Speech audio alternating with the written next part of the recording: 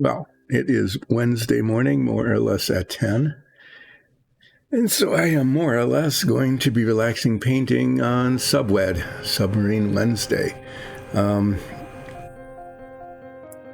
Anyway, this has been quite a journey so far. And I'm working on a really a couple of sets of really complicated areas of the submarine. The crew quarters, the mess deck, the galley, and now the control room. And I'll just show you, I've got parts, lots of parts all over the place here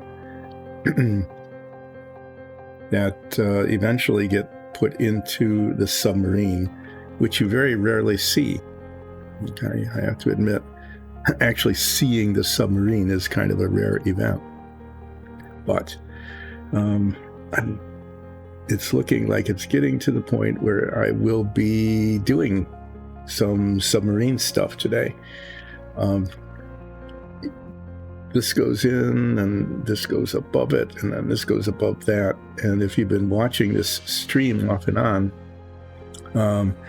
what you know is that this deck here doesn't fit right in the submarine, in that these places where there are supposed to be periscopes, okay, periscope tubes coming down, don't line up with the periscopes above them.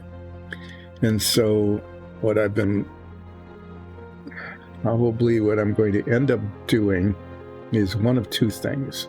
Okay, there's one of two things I can do. One is I can move this entire deck over, which requires adding material here, adjusting where this goes in, cutting off some parts here, and the control pad that goes back there would have to be shorter, except it's this one. Okay. But as that's not fitting anymore either, is it? Yeah. Just love how that works. There's something on the bottom of this that is keeping it from fitting well in these little, they go in, but anyway, I guess there's a gap underneath it. So what's happening is right here in the corners, this is a frequent problem, right here in the corners of the tab, there's excess material and it's not sitting right. So a lot of what I'll be doing before I finally install all of this is working on the fitting of the parts. Okay, the fitting of the parts to make sure that they set where they need to set well enough. And this one is one that just doesn't. There's a gap underneath. And the problem with that, okay, and it's actually a significant problem, is that when you're looking at the submarine, you're not looking at it from the top down, you're looking into it sideways. So I don't know if I can quite get the camera angle right, but the way you'd be seeing it is not like that, okay, which is kind of what you would think, but more like this, like right edge on. And so if there's this gap under here, okay, that's not a good thing. So yeah, that's the kind of stuff that needs to happen, is that that just is just a matter of really patient and slow filing away of little bits of plastic until the tab fits in the slot. And that's going to happen with all of these parts. In fact, later today I might even show you a mock-up of how that's going to look, just so you get an idea of how this all comes together. Anyway, this is something I'll need to mess with before too terribly long. Just everything's in the way here. The whole work surface just got really crowded, and I haven't done a very good job of keeping it clean. Okay, so I'm going to show you That's really cool. The music is, see, it's looking like it works on my end, but it never has been working on your end. I'm really tempted to just say, oh, look, I painted all these parts. Isn't that cool? And just leave it, you know. But no, they need to go into the submarine. So the title today says Inner Hull Painting. And I probably will actually get to that sometime in the stream, the inner hull painting. Let me show it to you before I do a flip, because I have to move some of these things in order to do a flip. Okay. So just to show you that there actually is a submarine, there is this, and this part was put in a while ago. I finally got the forward bulkhead installed at the end of the last one. And I keep looking at this, and it's not wrong. Okay. The only way, there's two ways to fix these things. Okay, these things go down, these periscopes and stuff go down into the control room, right? And it's all nicely lined up. Is that the problem is that when this is installed, okay, this bit here, which ends up going right about there.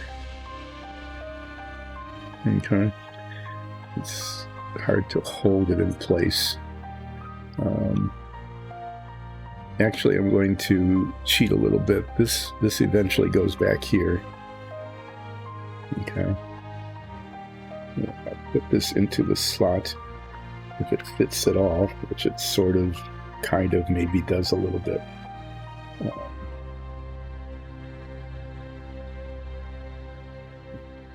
Nothing fits.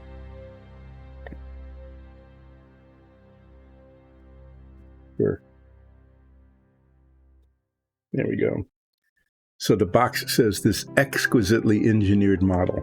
So you saw how exquisite that was, as it just barely fit. So this thing goes here. It's on top of that. And on top of this tab here, like that. That actually fits into the hull like that fairly well. Okay.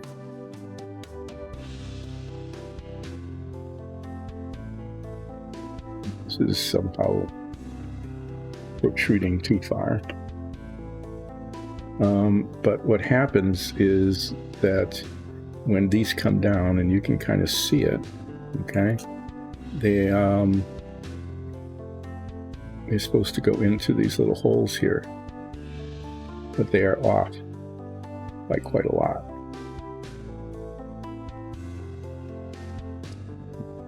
And then these tubes, which don't fit, to do some measuring, you can see immediately how much they don't fit. Okay. Go in there. So these need to be sized and then put in. So what I was thinking of was moving this entire deck back by that amount. Okay. The difference between the where the hole is on the bottom and where this comes down and sits on it. It lines up front to back okay, and that seems to be all right. But I decided that actually there's another way to do this, and it's going to be simpler, because if I were to move this whole thing back, then these bulkheads, like it's that fit here, they wouldn't work very well, and I'd need, anyway, it'll be really complicated. But what I can do is, since there's little divots there where the other, holes where those tubes are supposed to go in, is I can actually carve this out. Okay, underneath here, I can actually carve this out, because from the side you won't be able to see it, and if it becomes an issue, I can use plastic putty. So what I'm going to do, instead of moving this entire deck and reconfiguring everything on it, is I am going to just carve this out and move the tubes. All right, and you can see where these go in. That's not going to be a problem, and I need to reposition the little chair, the periscope chair. That won't be too huge a problem.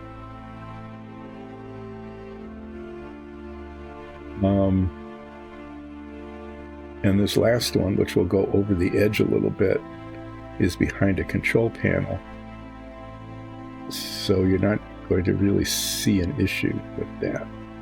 In fact, I might even use the longer one and have it come out further. But I think that will be a better solution, certainly a simpler solution than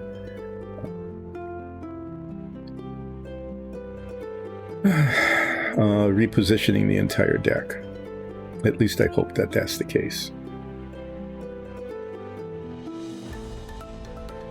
And this thing, this escape hatch here, it's not an escape hatch, it's an access hatch. It keeps rotating. I do not understand how that happens. It's just weird. Sometimes these pieces just get weird. The other thing, and this might have been the issue, but I don't see how, is that this entire deck, this entire sail area, needs to go forward. And if you look at it, you can kind of see that there's a gap there on the front of almost the same distance as that.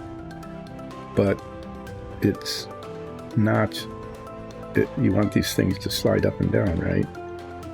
And in order to get them to align, these move back some. So that might have been part of the problem, but it's not something I can fix now. So the solution I'm going to use is I'm going to pull this back out again. They are not in the way. Is this deck here? You can see the holes here. Is to essentially carve out the space between them so that I can put those tubes anywhere I want here and line them up. And again, the only complicating factor is going to be where to position this weird little chair, the periscope chair. Okay. As I think about it, the only way I can really get this to work. And it will be the fastest. So that's a little bit of carving that I'll need to do. And then I need to measure the tubes so that they fit. And then finally I can prime this. And there's a couple control panels that need to be painted. And get on with life, right? Okay. But you can see the inside of the hull is just gray now. But each of these rooms, like the head or the bathroom, the crew quarters, the control room, all of these rooms here that are behind the crew quarters, the gyro room, some of those have control panels and things on them. Those should be painted to match the color of the bulkheads. Okay, so like here, that would be painted this color, which is ivory, which is not this color, which was the color on my color chart. And so I need to repaint that ivory. Yay. And then this is blue, this is dark gray, this is light blue, this is green, this is green. So I'm going to be, at some point in the stream today, I am going to be painting the inner hull. And then where it's appropriate, I'll be painting some of the detail behind it. Okay. So for example, this deck here,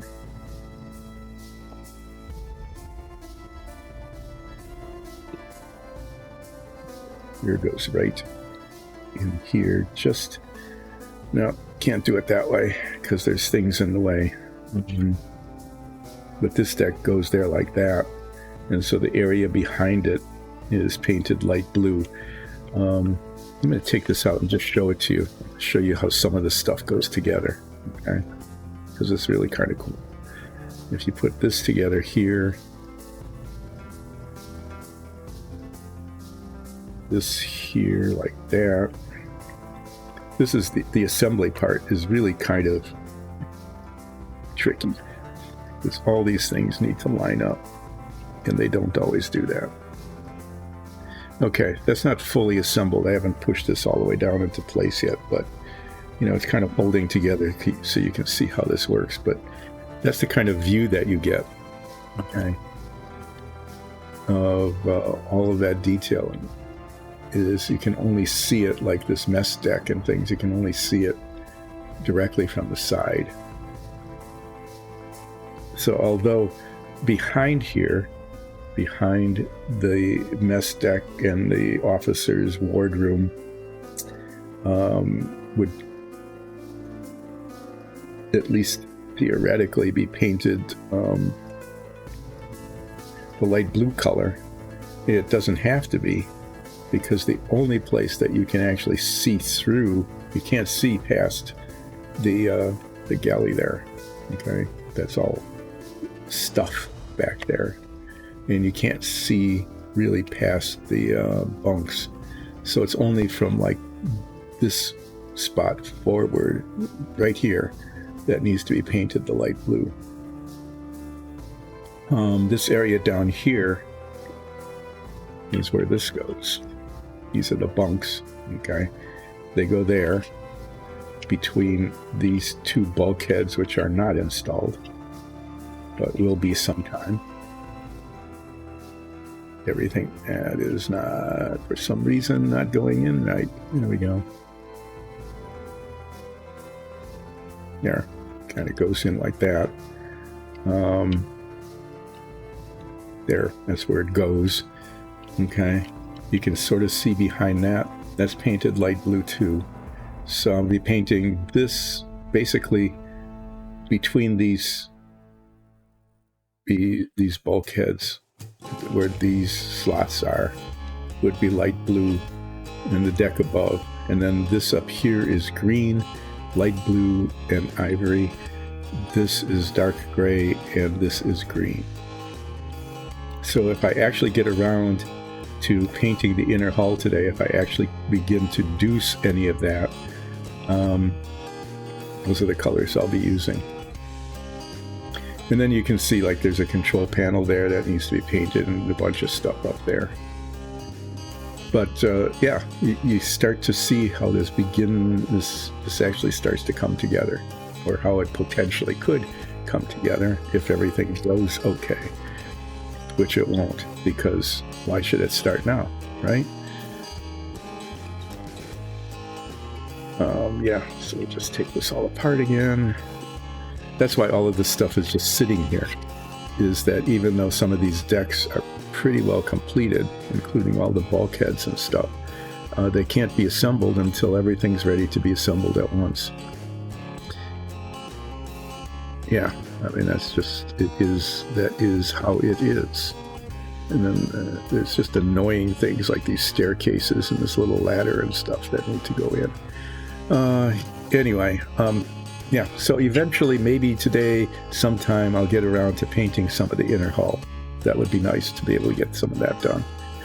The other two things I do need to do today is I need to change the color of, let me get this out of the way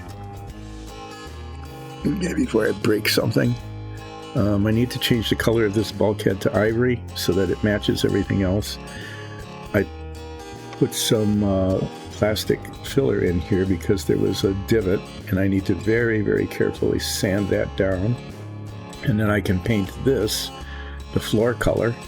And when that's painted, this is the gyro room. Okay. This is the gyro. Okay. The gyro gets installed here. And this is a little tiny deck that goes in to the aft of the bunk room.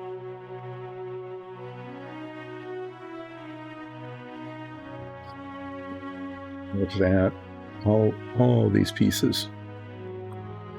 But just to show you that this stuff works, I'm going to show you how a lot of these pieces fit onto this a little bit later. Yeah, move that out of the way. This is dry now, so I can take that clip off. This is going to be held by this clip because I need to paint all of this sort of pinkish color and make it go away and turn it into ivory. Oh, and I did a nice job painting this too. But so it goes. All right, so this one's going to get painted, and I'm going to move this whole tray out of the way and put it on a thing where it won't fall, maybe.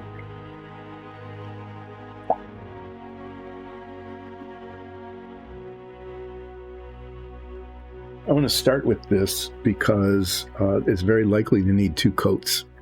Okay, I can't. This ivory paint, like some of the whites and yellows and things, tends to be kind of thick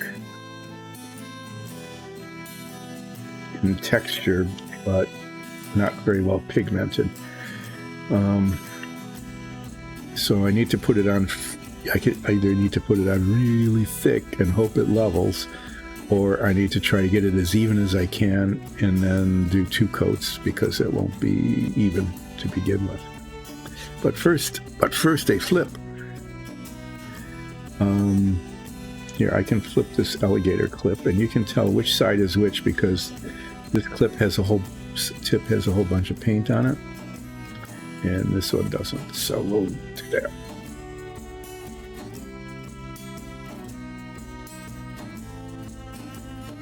Okay, well, follow wants 6 flips.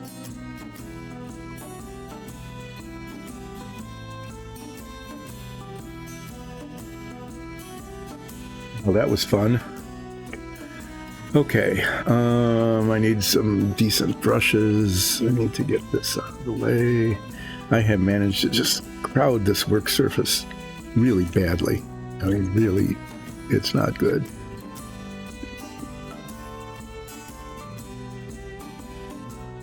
I'm going to use a really fine-tipped one to go around the lockers and the fire extinguishers. And then I will use a bigger brush, probably this one, to try to get the rest of it as even as I can. And then this will eventually dry. Yeah, I hope so anyway. And then I get to put a second coat on.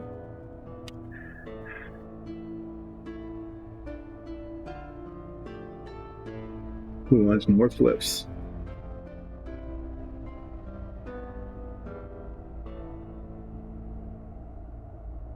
See if I can get that. There we go. I know that some people really like the wavy effect, right?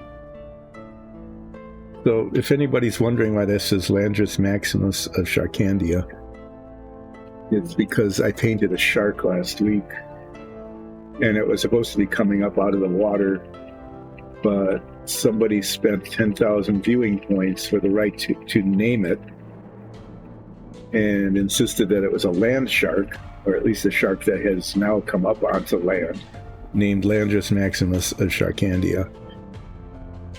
And so I wrote it down, and now that's going to be a permanent feature of this stream until this piece of cardboard becomes unusable.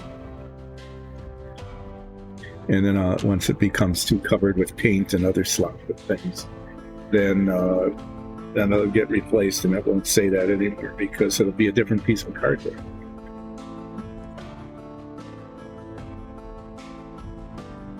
Okay. Oh yeah, another detail. On one of these bulkheads, there's a ladder, and I use this tiny, tiny little fine point pen. I've used that before to highlight the ladder.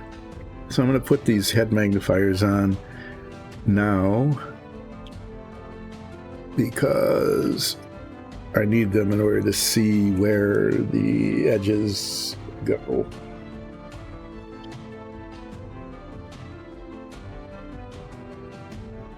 These lines.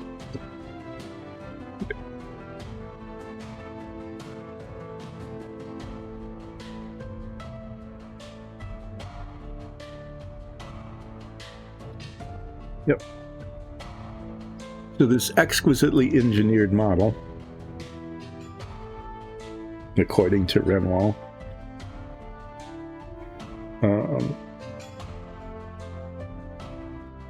is plagued by the reality of hardly any of the parts ever fitting. Even something simple, like I showed you earlier, that one control panel, okay, where a tab just needs to fit into a slot. There's something in the way. Okay, either there's, they're not aligned.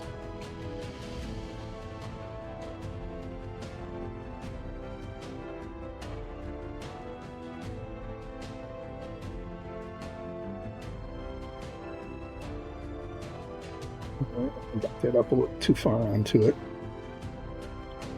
Trying to fix the spot here. The problem with that line is that's the one that you see when you look on it edgewise. So I'm going to get a little bit later, after this dries,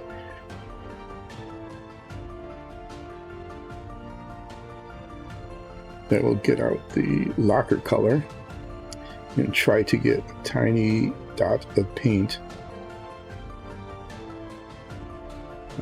spot where the wall color got up onto the lacquer.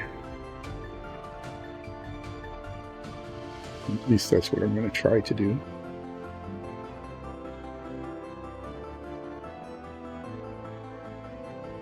Painting this line is pointless because it will not be able to be seen. You will not see that at all once this is installed in the submarine.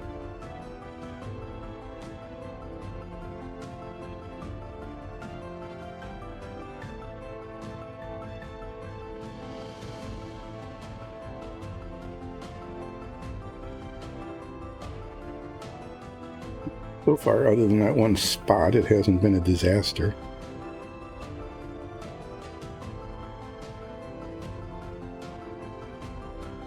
I think that should be, that can be our objective or goal or something. Remember I talked about spending endless hours in planning meetings, trying to define, choosing your long-range planning meetings, right? Where you get a consultant to come in and they go through their long-range planning formula, because it's always just formulaic for them.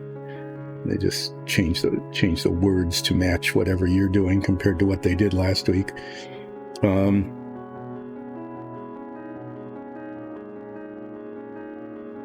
Anyway, yeah, and then you end up saying, what's your mission? What are your goals? What are your objectives? And then you end up spending like an hour and a half trying to agree on what the difference between a goal and an objective is, because that's so important to be able to differentiate between your goals and your objectives.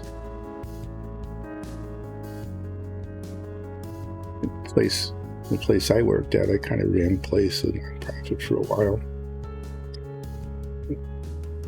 Just said no. That's just silly. We're not doing that. I'm not going to talk about goals, missions, and goals and objectives.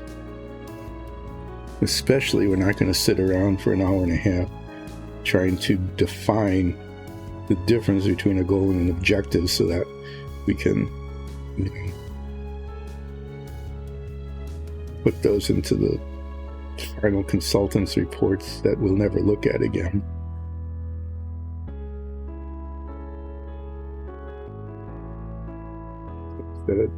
What is it we're trying to accomplish here? Okay. If we were to say, what is our product? We called it that. What is our product? What is it that we produce? And it doesn't have to be a manufacturing thing. You can produce services. And it's not just, you don't say, well, we do stuff. No, it's like, what are you trying to accomplish with your service?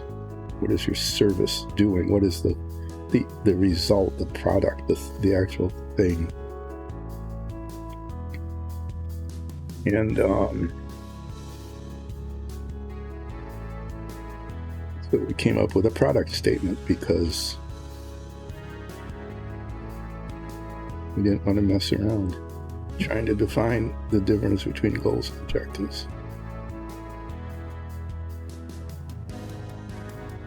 So on this stream, our goal is to paint things adequately. We're going for adequateness, adequality, because that's the level of my skill. So we're not going to try to do something that can't be done, you know. So that's our goal. The objective is, let's not have a disaster.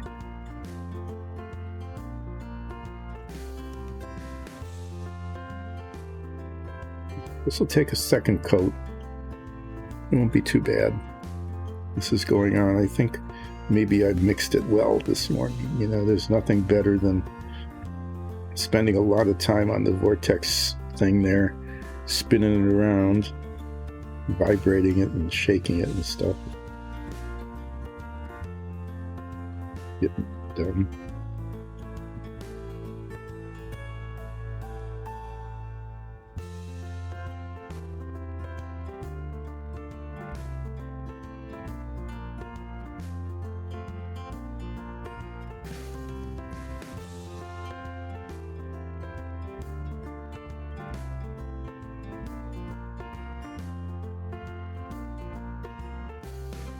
Yeah.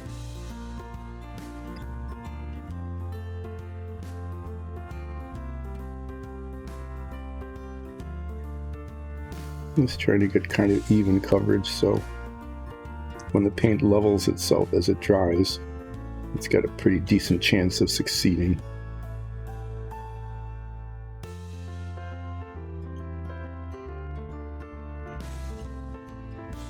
All right, so except for that bit on the locker there, right, I'll do my best to touch that up without having to go back and forth a million times. This needs to set. This needs to set and dry. I've got this wooden block here with these holes where the alligator clips fit into the holes and holds it like that. That's pretty neat, huh? Yep.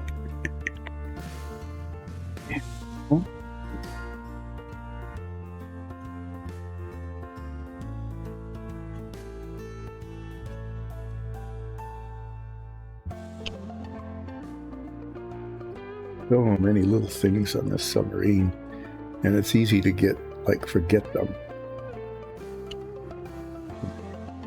That needed to be done.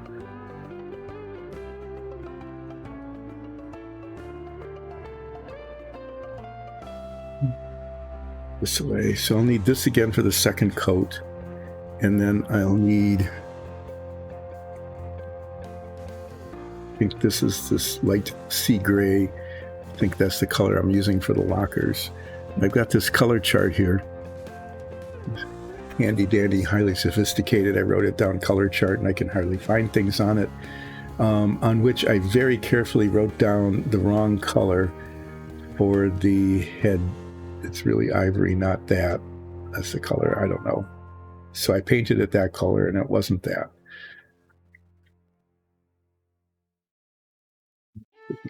Yep, light sea gray. All right. Take these off for a moment, and the cup have an official Dyson Dungeons mode.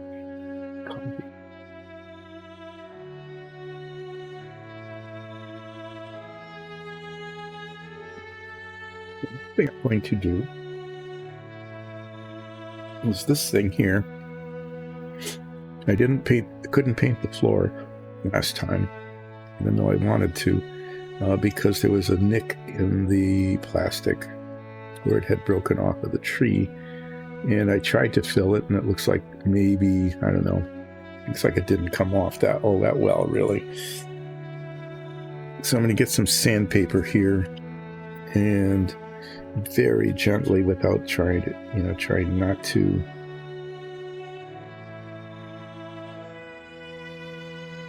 change the color.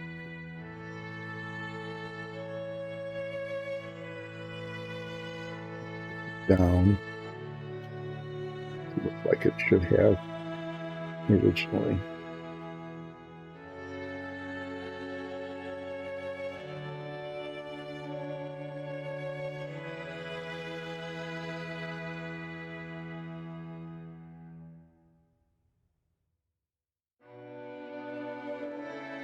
So after this is done, yep, right. So it just chips off. That was really pointless, wasn't it?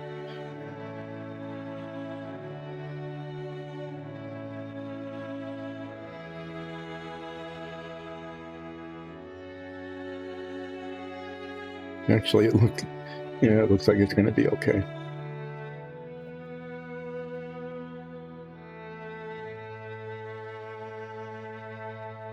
So I didn't paint the bottom of this. I didn't prime the bottom of this. I should have. The bottom, let me just finish this. Do that. So.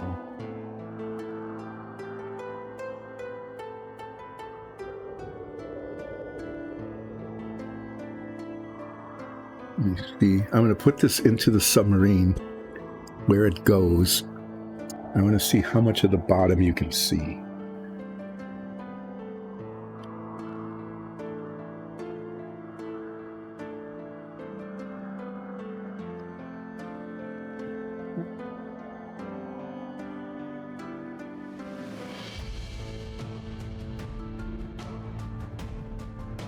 I was kind of afraid of that.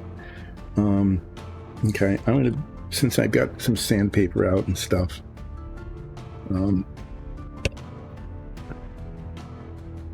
usually in the bottoms of these things you can see more of it than you would like, than you would expect, really. And there's these little circles that are indented, so there's not much I can do about those, but the 55 shows, and I really don't want the 55 to show, because it's like, why would a submarine deck below deck have a 55 on it? It wouldn't.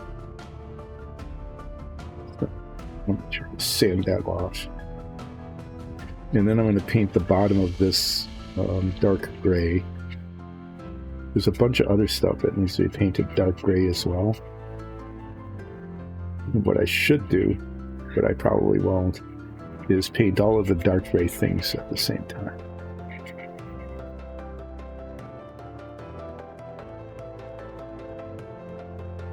But then again, maybe I'll just do that.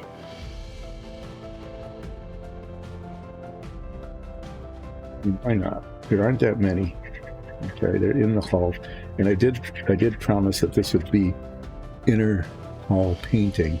So when I paint the dark gray on the bottom of this piece, after I get the 55 off, there are some spots on the inside of the hull that are painted dark gray as well, and I'll just do those and I'll show those to you. And it's a good thing to show them to you, because I need to show them to myself.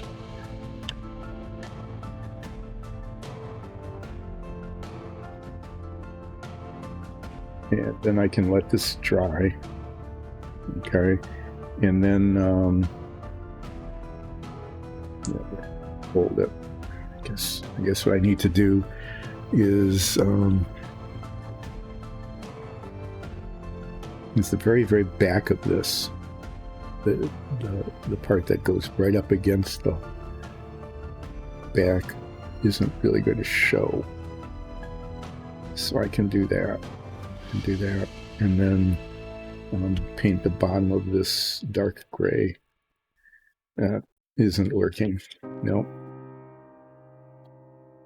Oh, gee. You get to see all sorts of exciting, not working things.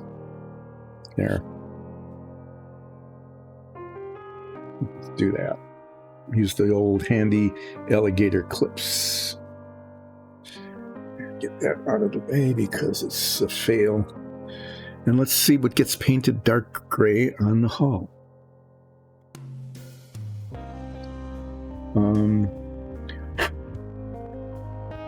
The thing that gets painted dark gray on the hull is this, which is a ballast tank. And it gets painted up to this slot. Okay, there's a bulkhead that goes in here. And actually, I should show that to you.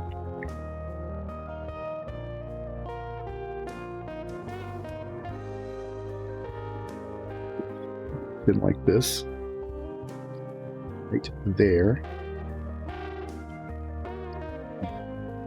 This. And then you can see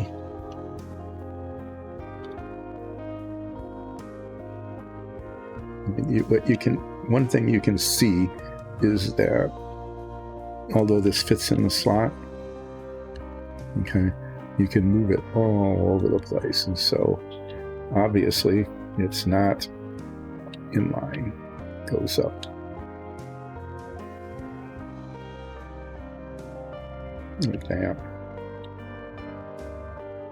And that's lovely. Okay, when that goes up like that. Okay, and this sits, that tab sits on the top of that. More or less like that.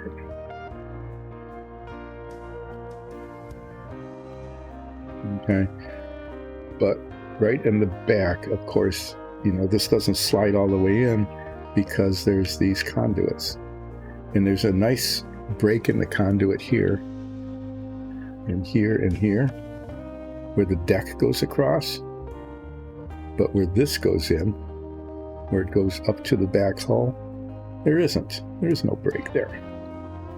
And so this thing is like a 64th of an inch out further than it should be. Lovely.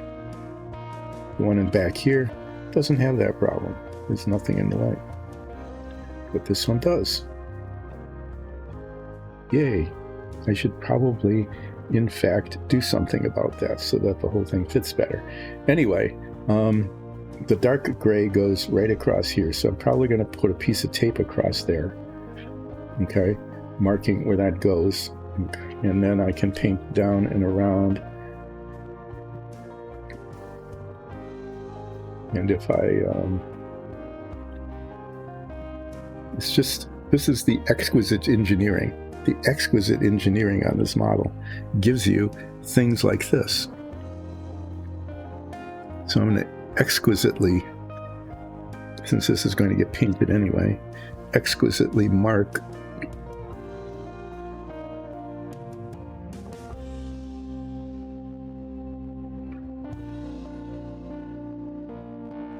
the location of the place that should not have a conduit. I'm glad I did that, so that I would have yet one more thing to mess with before I could put things together. How will I do that? Probably with one of these files.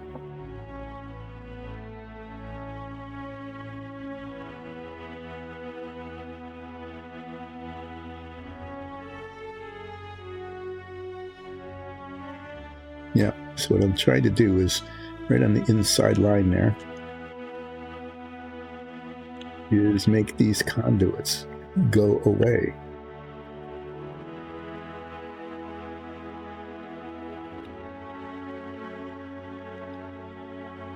That piece more or less fits better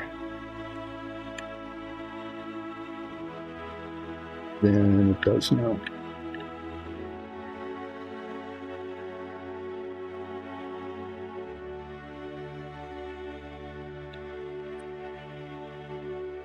We were so close to painting on the inner hull.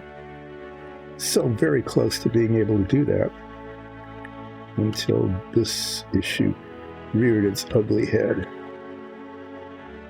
one more challenge to the construction of the Renwall submarine model.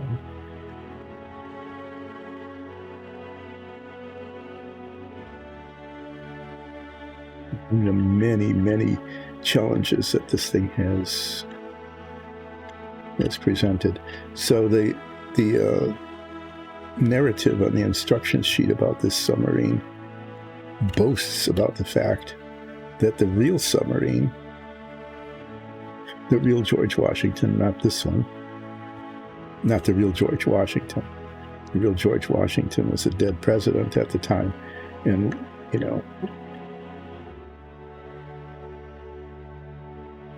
has nothing to do with this. But the real submarine was actually constructed ahead of schedule. It's pretty amazing, isn't it? I mean, this is the first one ever built of the ballistic launching submarines, and it was done ahead of schedule. Maybe that was because they were really good managers, and they knew that what you should do is pad the schedule. I mean, maybe that was just what they did instead.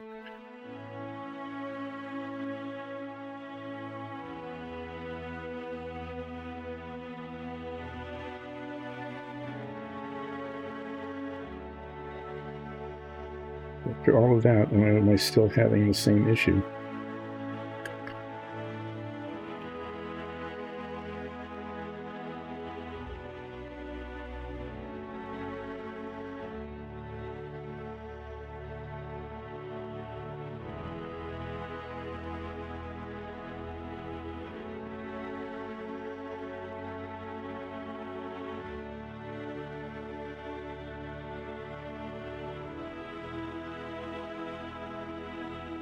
I'm doing this pretty much by feel.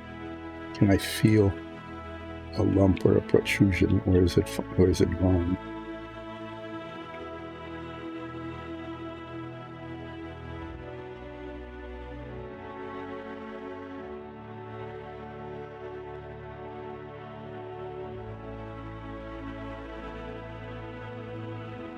Yeah, so that's going to go in there, and then this section in here is part of the ballast tank, because that's all it really is, and that's going to be painted the dark gray. I promise I will get to it. And so I'm going to put a piece of tape across here, not so much to give me a clean line, but to tell me where the paint should go. Okay, there and there. And then the other place that's painted dark gray is right here, right along the bottom of this. Okay. Maybe I'll put a piece of tape on there as well. There's this bunk deck fits right there, like that. And so you can see that between the bulkheads here, it should be painted dark gray to match everything else. Okay. And then,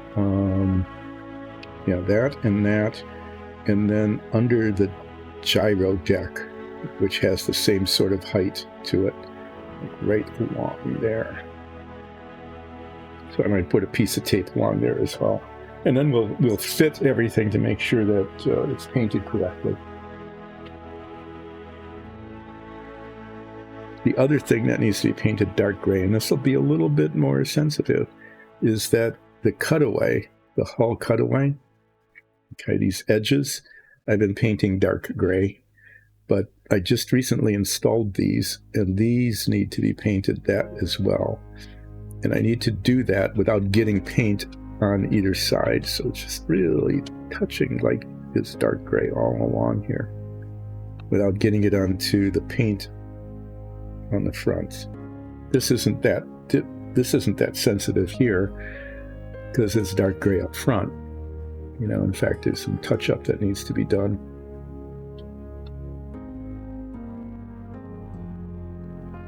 This as well, but I'll probably do that with a really tiny little brush.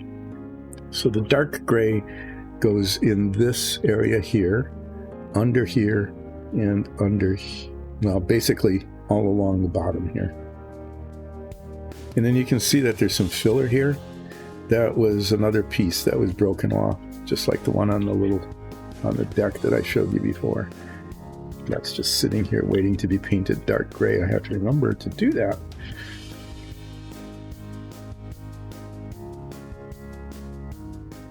Let me get some tape.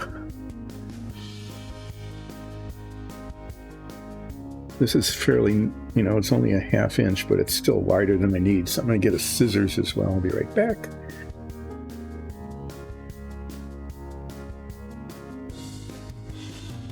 And I'm going to cut it lengthwise in half so that I don't have so much tape.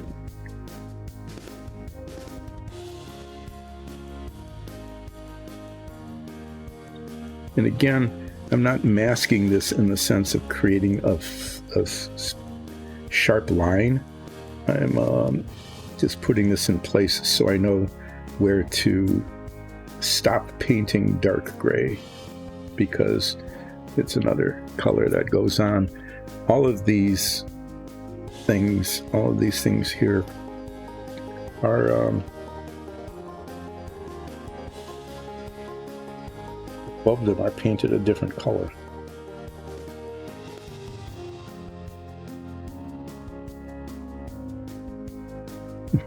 Yeah, this is going well.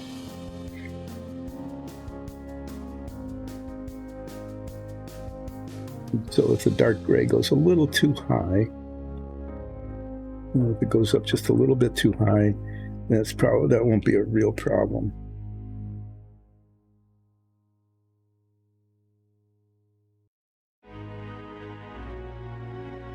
It looks like it's going in like a long way in, but when you look at it from the side, it's not going up very high at all. But I can actually get this bunk deck back out again and show you that. Put this in like that. Okay, it's that's the part that's dark gray underneath there. And that tape line,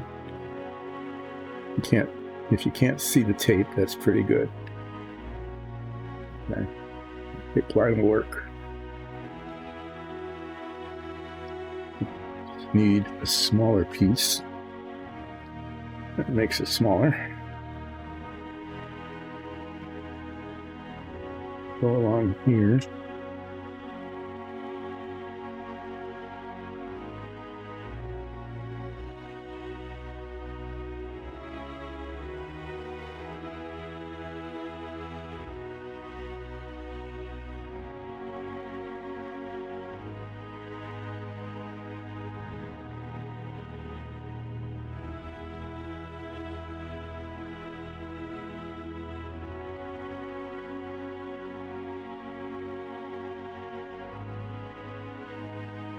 So it needs to be a little higher. The deck goes above there, so there's a lot of give, so to speak. I know I'm going to break something here by messing around, and so what I can do is take this other deck, this one that goes on this. Okay. And that'll do. Okay, I mean that'll work okay.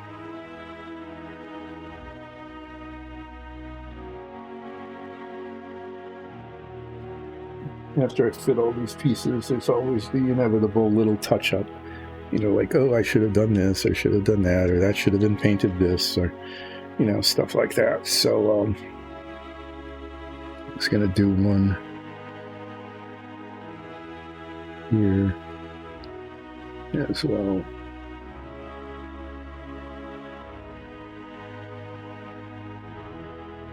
That's where that, if you recall, this bulkhead went.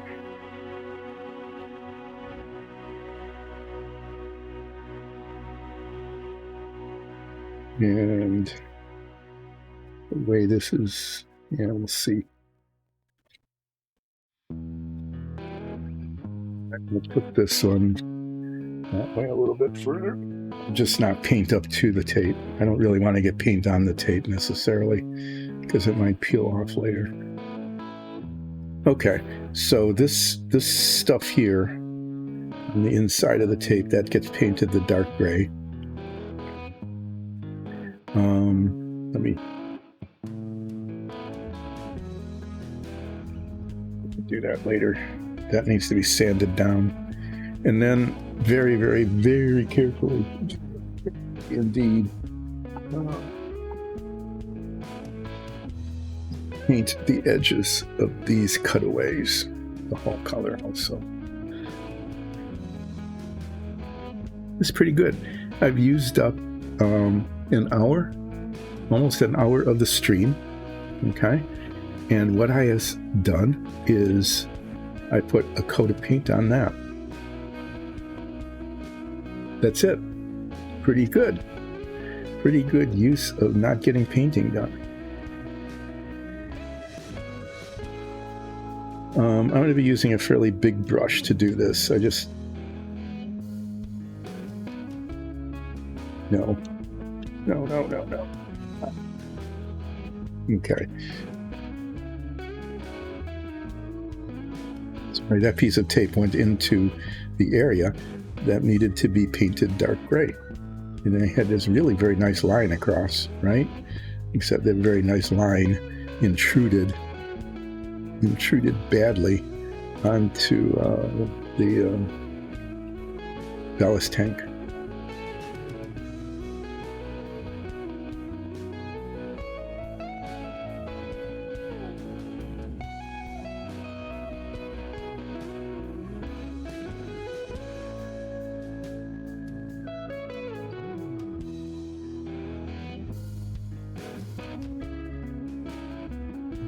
I think I just did something wrong.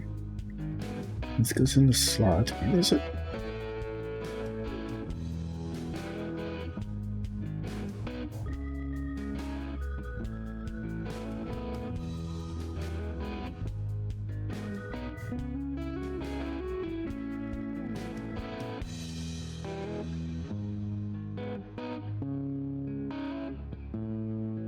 Yeah, I only want to paint up to the side edge of that. So I got my guide tape in very much the wrong place. I'm just going to use add a different piece to it. Always measure twice, cut once. There's that add edge.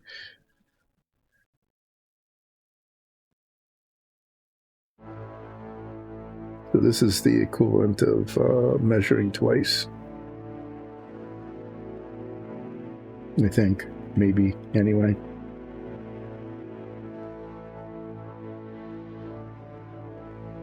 All right.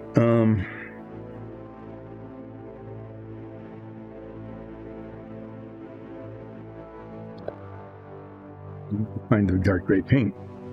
There it is. So let's do some dark gray painting. Yay!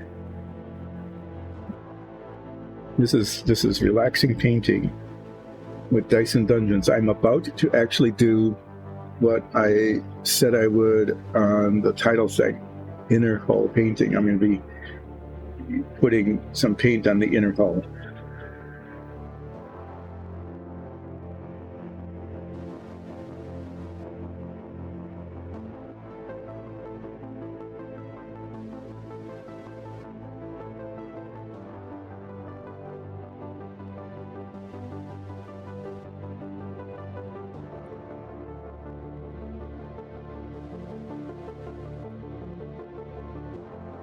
Then I'm going to be painting these edges.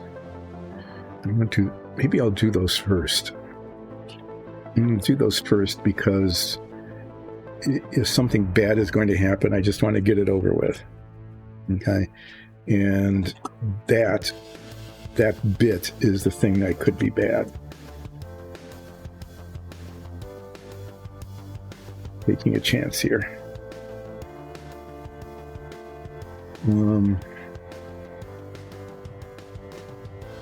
Painting the edge of this bulkhead with the dark gray paint and not getting it on any place other than where I want it.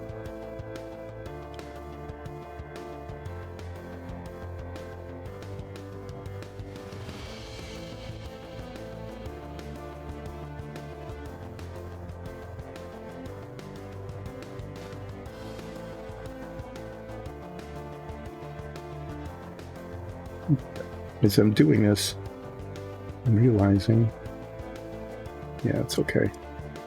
Just making sure that there isn't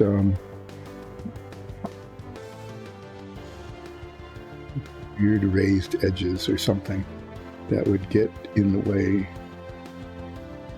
of a smooth application of the dark gray paint. This is going to take forever.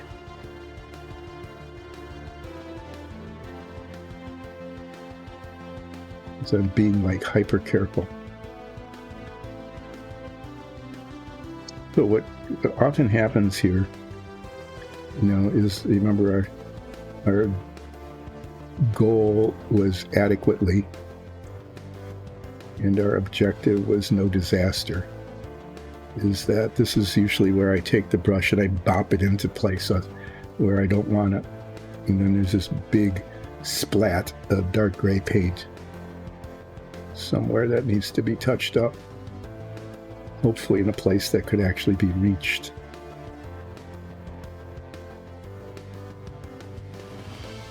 I know we've talked about it. That still hasn't happened, but I continue to think it's a good idea, is to, on the Steam Deck thing that I've got here, it lets me do really important things like start break, okay, which eventually later today I'll be pushing that. I know this seems really arduous because I'm just painting this edge, but I really, really don't want to have to do touch-up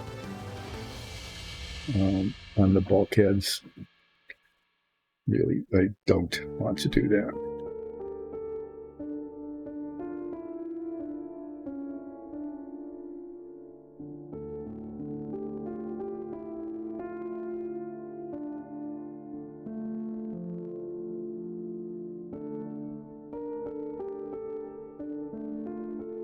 What we've talked about is adding, besides the start stream, end stream, start break, end break, those are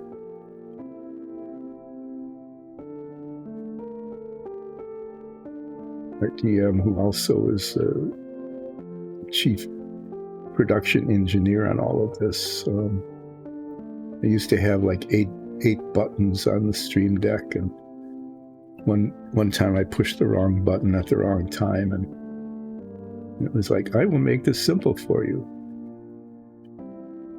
I will make the Stream Deck as simple as using a Cricket phone. And I didn't know whether to be insulted or grateful. But it's working, it's working, and it hasn't messed up, and so I guess it was a good idea.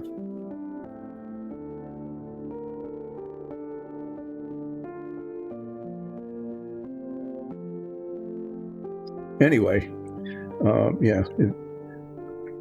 that was one of the standard digressions. There always has to be a lot of digressions. It's gumming up already on my monologue. Is need an O-O button. Need a big O-O and a little O-O. For when there's an O-O, like a big O-O would be like knocking over a paint bottle. That would be a big O-O.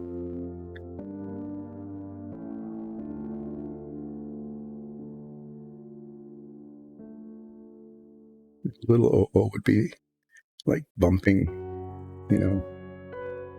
getting paint on a place where I don't want it. But I like to use the paint in the bottle cap first so as not to waste it. And when we're painting dungeon tiles, that's always a simple thing to do because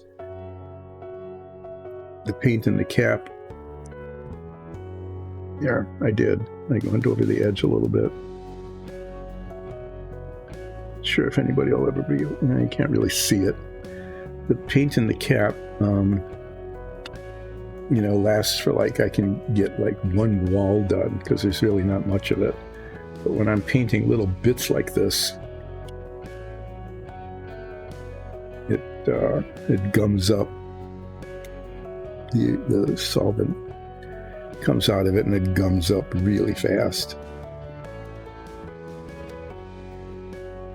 This is pretty low down, and so getting the paint with this tiny brush is a little challenging.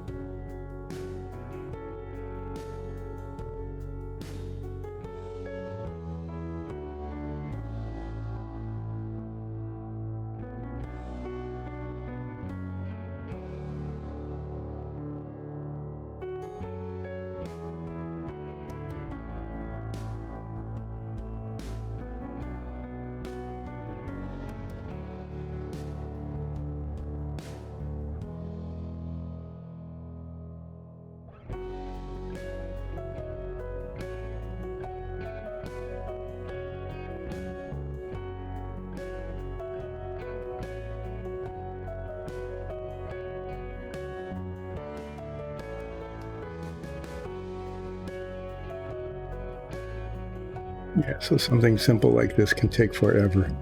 It looks like there's a spot right up here where I need to touch it up with the ivory, but fortunately, I have to do second coating on that one bulkhead, so I will have the ivory paint out anyway. Okay, and then on this side, there's a little ragged edge. I'll see if I can get that. I don't want ragged edges.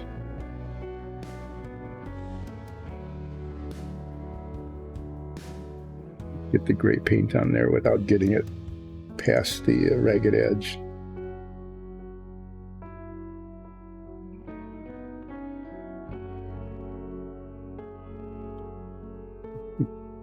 Yeah, it doesn't help when the paint is on the base of the brush and not on the tip of the bristle.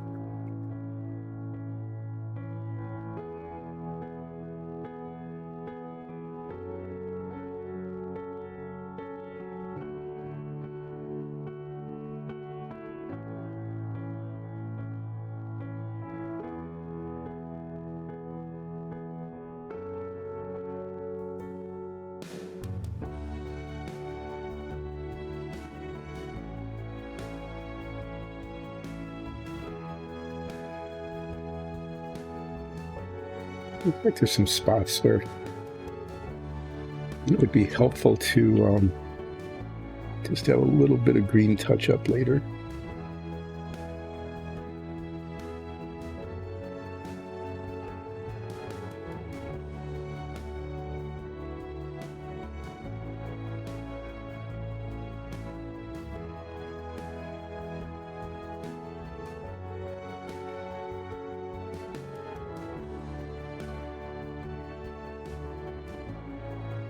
Sorry this is taking so long, but I get to this point and I really don't want to make a mess of something or make it look kind of scabby when it doesn't have to be.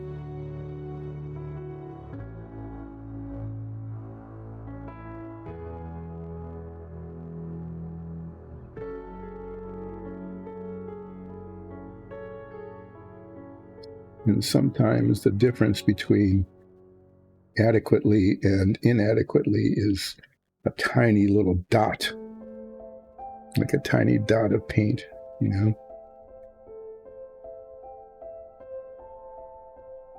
Or in this case, it went over the edge. I went at it from the wrong side.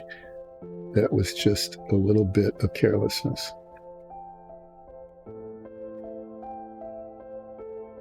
But I said I would be using a little bit of green touch up anyway. And I'll be using the green paint on the inner hull later.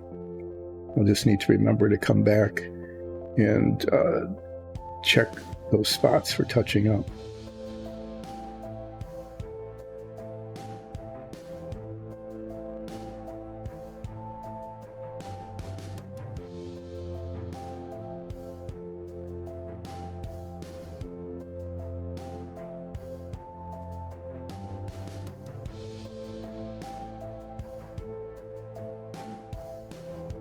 You see, I made a mess right there. I just brush slip. That was one of those. That was not good. That's. The green paint is pretty friendly though, so I should be able to fix that and not have it show too terribly much. Well, since I had practically no success with that, let's do the one up in front.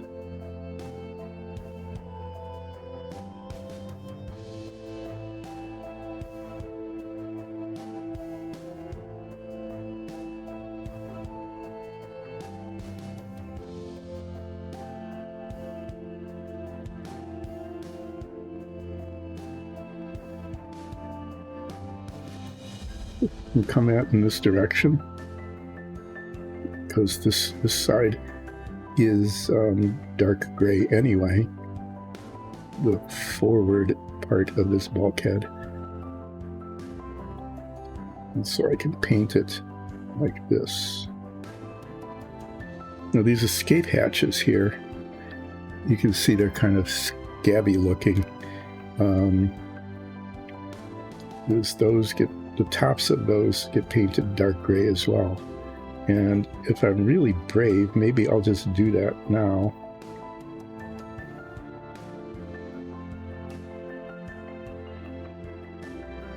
The inside of the escape hatch is painted that bone white kind of color, but the outside of the hatch matches the hull. And this is the hull color.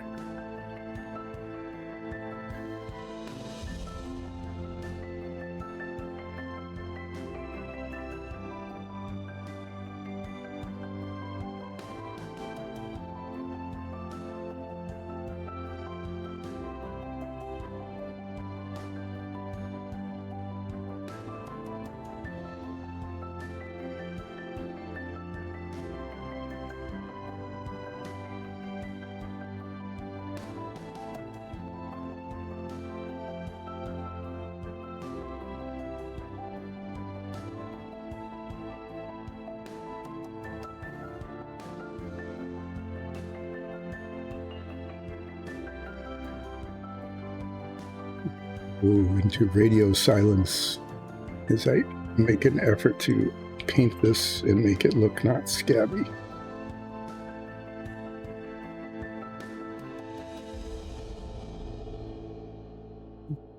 That edge.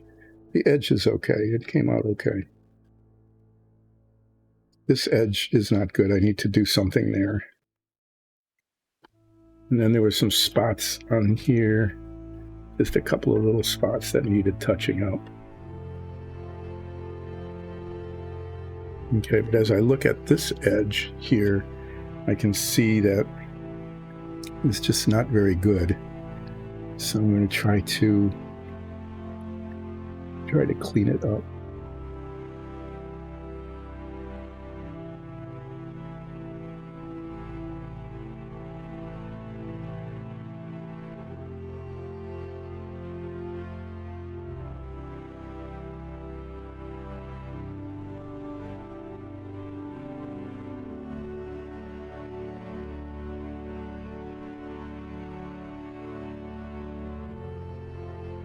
I don't know why I decided to do it this way.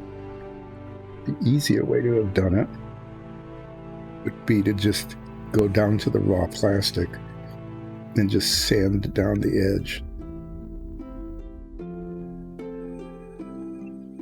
You know? And I just stuck my finger right on this area, right, by reaching over and rubbing the paint off where I had painted before. That was a little uh-oh. So we'll push the little uh-oh button for that.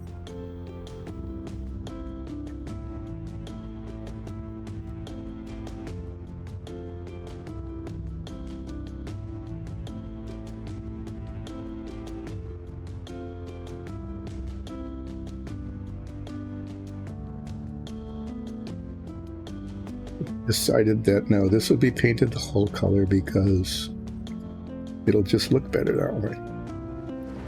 And if the painting actually was well done where it is, in the few spots where it is well done, it does look better.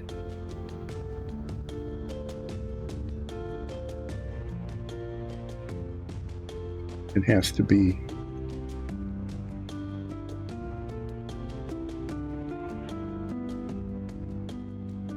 You would think painting up to an edge, you know, a sharp edge like that would be straightforward and easy. And I thought so too, until I found out that it really isn't. Okay, that doesn't look too bad. I just need to fix the front of this. Okay. That one's okay. I got a little bit on the light blue, but I'm using that color again later, and a little bit on the ivory. So I can do those touches ups when it's time to do those ups, touches. Clean this. Yep.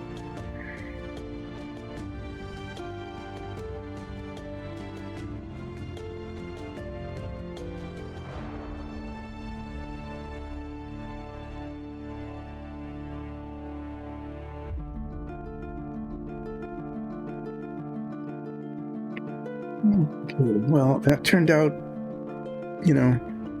not awful. So far, it's not awful. That's pretty good.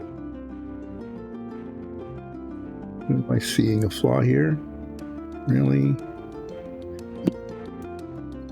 Get this back out again.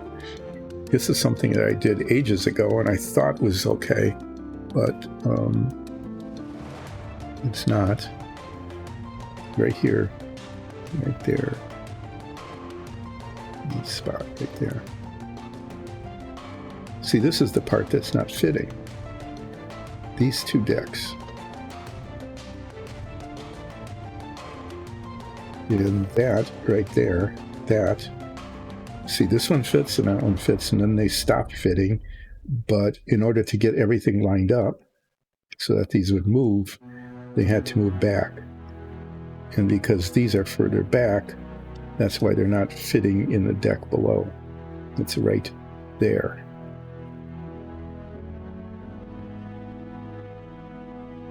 Those are the cause of much pain and anguish.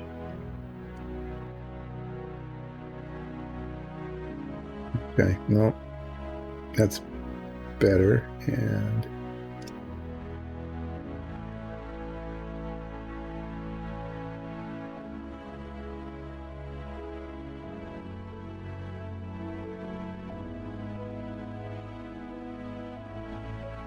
another spot right there.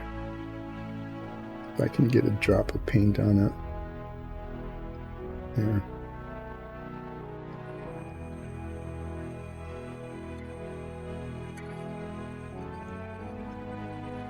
Just all these little things. I'll probably, spend the better part of half a lifetime doing little dots of paint on this stupid thing when it gets near the end. Whenever that might be, sometime in the far distant future.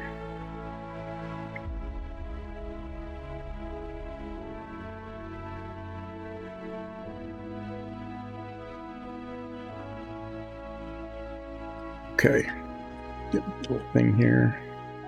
This is awkward, just moving this thing. It's like 20 inches long. I think the whole model, when you put the front and back, is 2 feet. In fact, I think that's how they decided the scale that they were going to use. It's like, let's make this thing 2 feet long. Oh, okay. That's a number.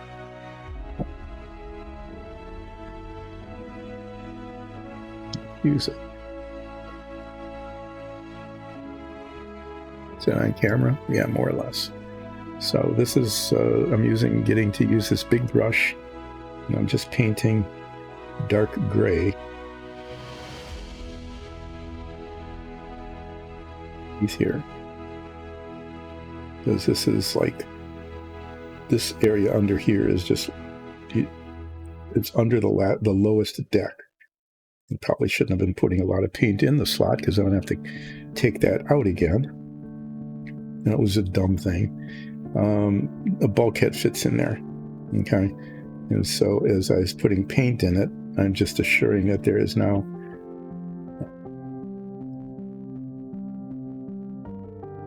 paint where the bulkhead needs to go. Lovely. So what I'm saying is that I'll probably need to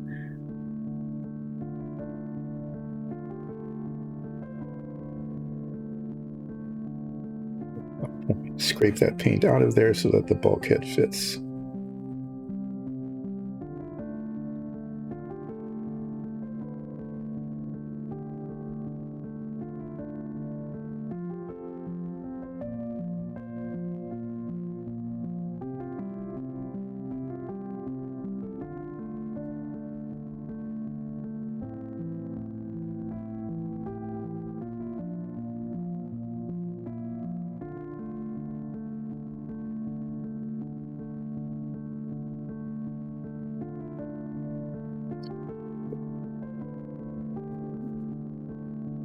So is that my measure twice, cut once strategy actually works, in that when I'm done, there will be dark gray paint where I want it and not where I don't.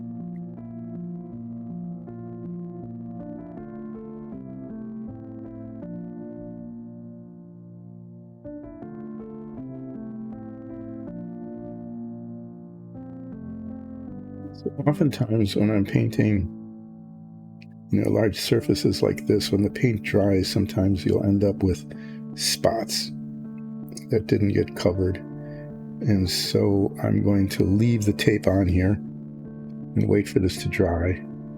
And like there, you can just see right there that for some reason, paint didn't cover.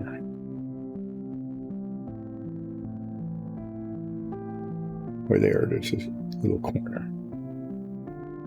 So we'll leave the tape on, we'll let it dry. It's drying pretty quickly because if anything, this dark gray paint needs to be thinned a little bit. Set that down, in a way that here, it's off camera, but I need to paint the bottom of this.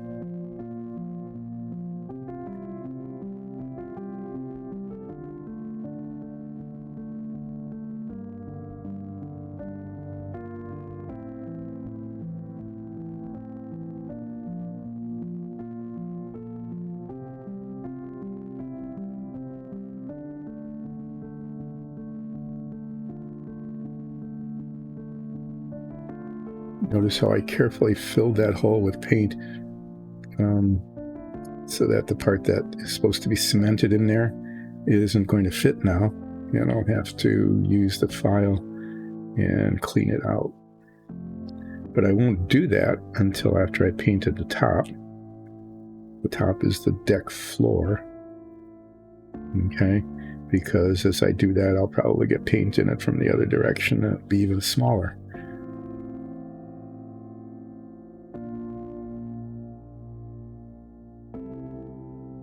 Okay, well, there it is. We'll let that dry too.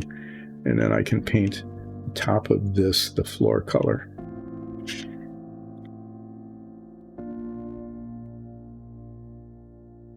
I think I got all the stuff that needs to be dark gray painted dark gray. That is yet to be seen, isn't it?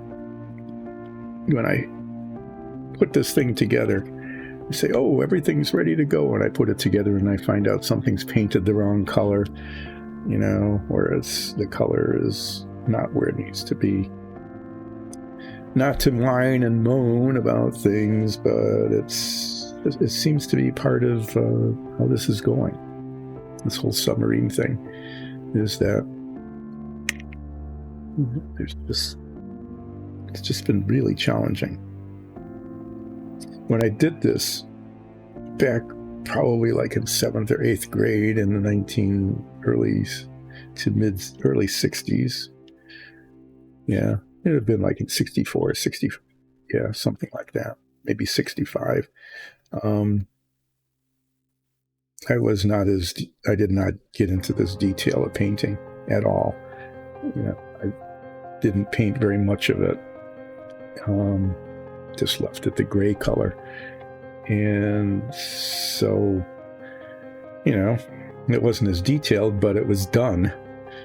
There was that. It actually got finished, which I'm beginning to doubt is going to happen with this one at the rate it's going. Let's see, is this stuff trivial? Yeah, I can put a second coat of the ivory paint on this now. And as you can see, you know, the undercolor, especially on here and here, is kind of bleeding through. So I should be able to use the larger brush, because the areas I need to paint are the areas that are larger.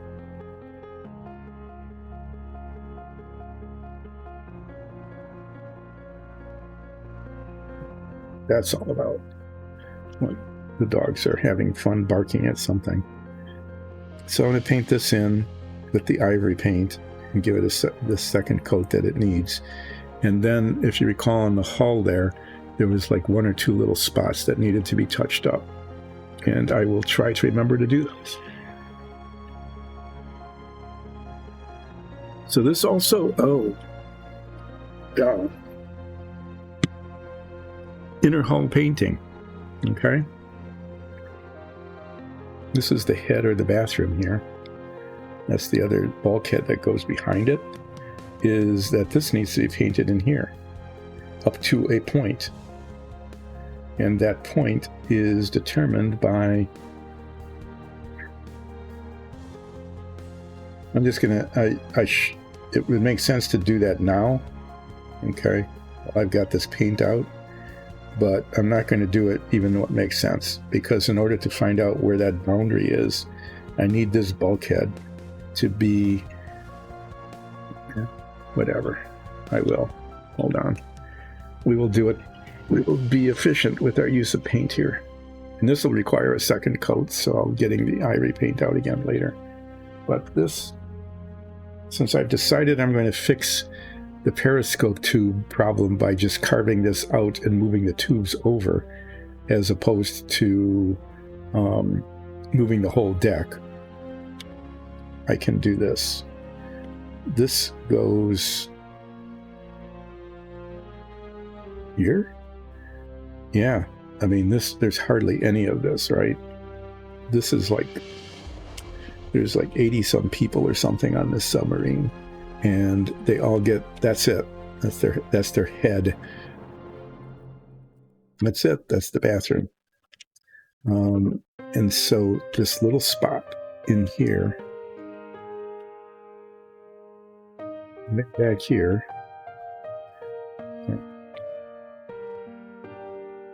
maybe I don't need to do that. Hold on.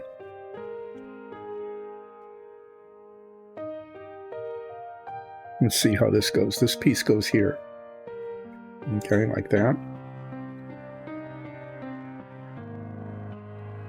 This goes here.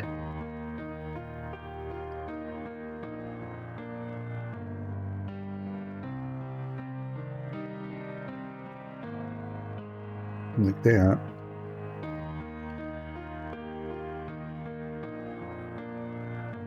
You can only see, yeah, you can still see part of it though. Let me get this out.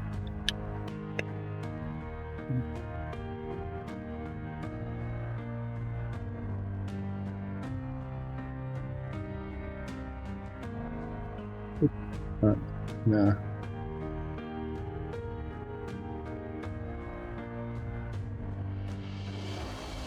There we go. It fits all the way up to the wall like that. So this bulkhead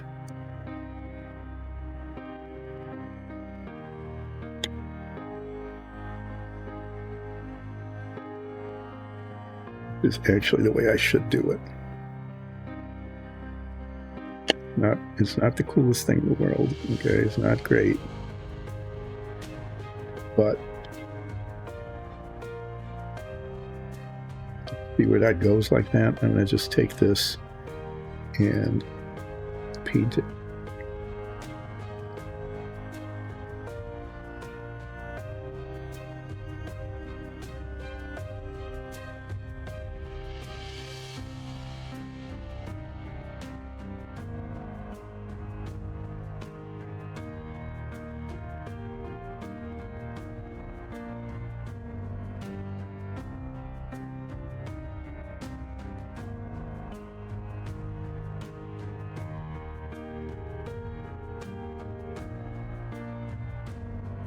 It's clearly, this deck needs to go right there, like, okay, there it is. Now it's where it needs to be.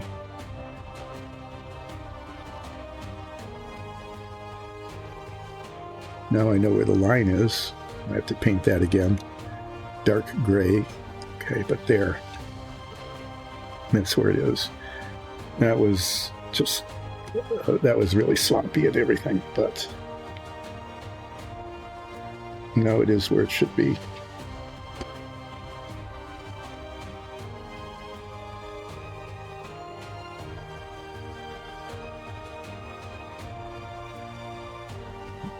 Got that before it was too late.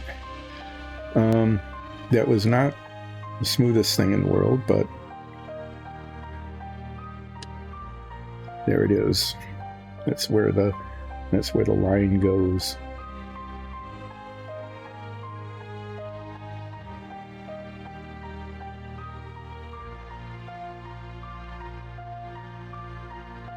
The top of that locker needs to be painted too.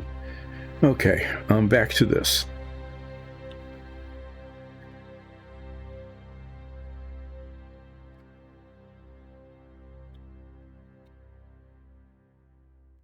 This needs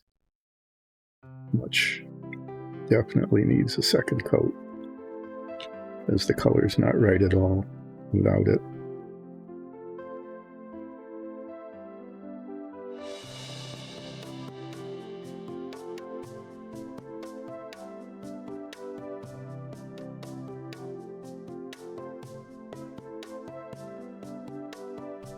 And we'll see how it turns out when this dries. And then I'll touch up the tops of the lockers.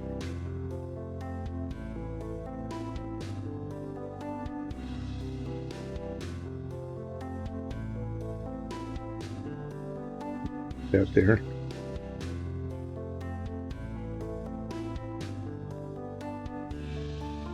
If I recall, the wall on the bulkhead there actually required 3 coats. We'll see if this does too. We'll go back to doing painting in the hull, the inner hull. So need a second coat almost assuredly.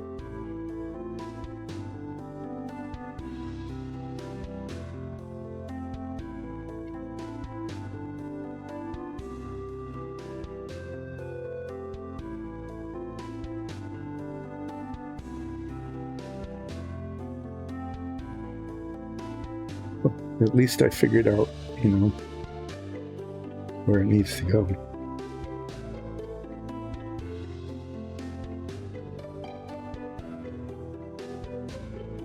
Paint a little further this way, even though you won't see this because it's behind that other little bulkhead thing that I showed you. And it doesn't hurt.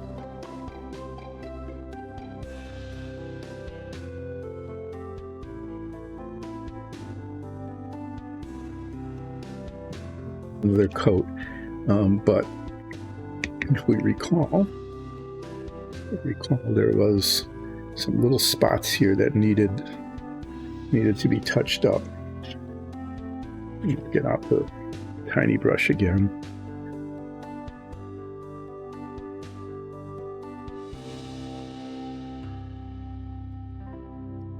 I'll see if I can't touch them.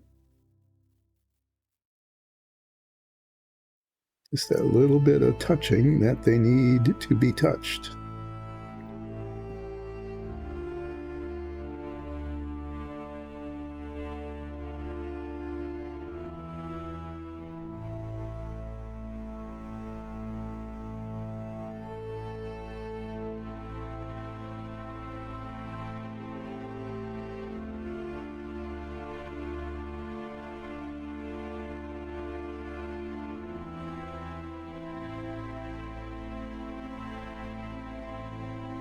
Okay, well, it's not perfect, but it is adequate.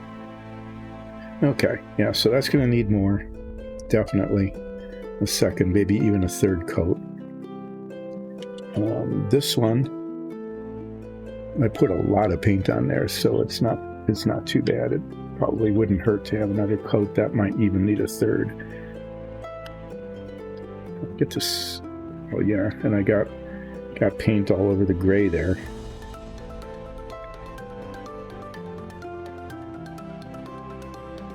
Lovely. Well, I'll get to that. I'll fix that later when I do more touching up.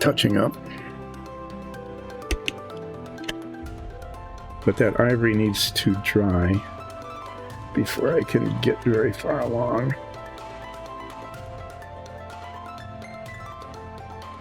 And this needs, yeah, I need to do the touch up of the top of the blockers. That's this color. I'll be using this color and this color for touching up, and this one for second and third coating. This piece needs to be done, this piece needs to be done, the hull needs to be done, and this is, the floor needs to be painted. I can't do it that way. I'm going to have to stick this on the sticky tack, and if it pulls some of the gray off, that will be more touching up.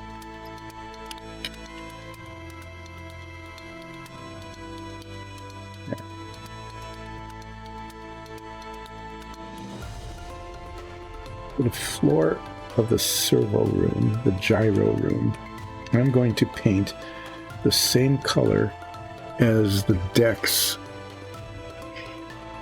here in the sail, which is a little bit darker. It's a little darker than the color I've been using for the floors of the other working areas. Okay, and let's see, there's spots there. Yeah, there's always touching up of the touching up of the touching up. And I'm going to have to look at my color chart and hope I got it right.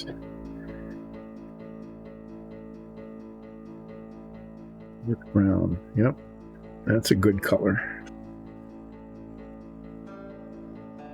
And it is no doubt here somewhere.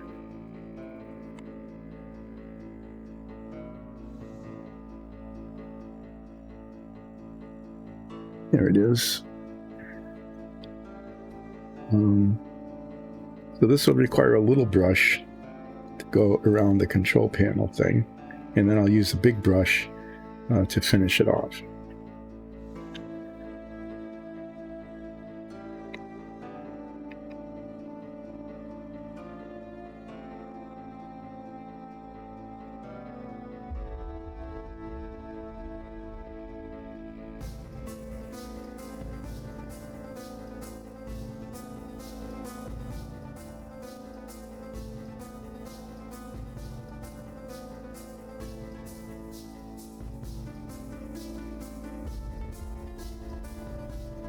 Oh yeah, sorry about the silence there. Just thinking ahead to all the other I really need to do with cleanup.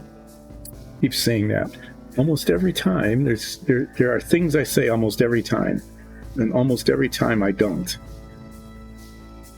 Like, I really need to clean this up. Yeah, and then I don't.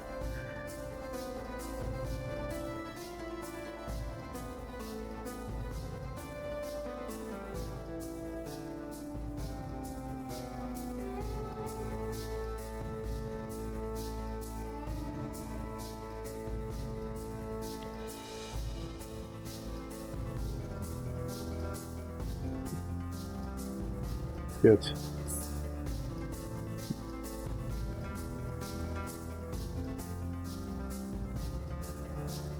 I'm reaching here to get the round file because I want to get some of the paint out of here. So there's a good chance that if I don't, just like that, it will be on the deck. And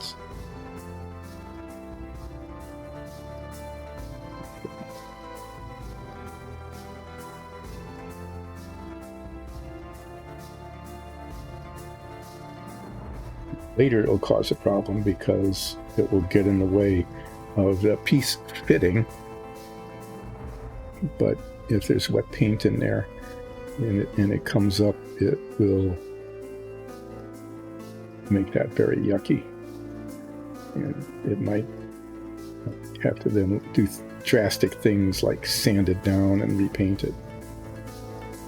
Okay, I think I got most of the wet paint out of there now. Pushed it down onto the bottom. Okay. Well, that's better. And now I'll get paint down in the other direction. But sometimes that's how things go.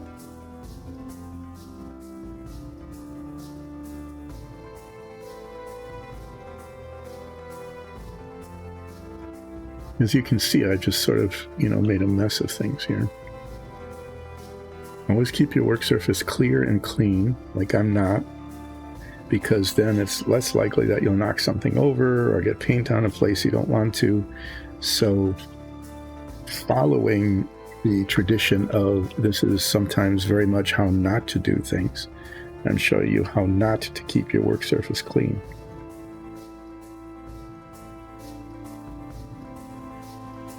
Trying to do is get a nice clean line at the bottom of that control panel.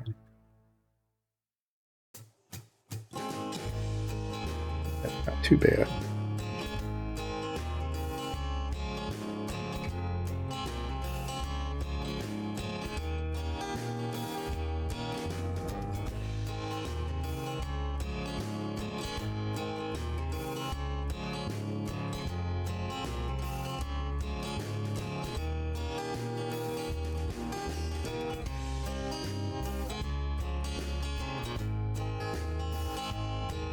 Get the paint out, like about 1/8 of an inch or so, and then I can use the bigger brush to spread it evenly across the surface of the floor. Maybe not need a second coat, we'll see.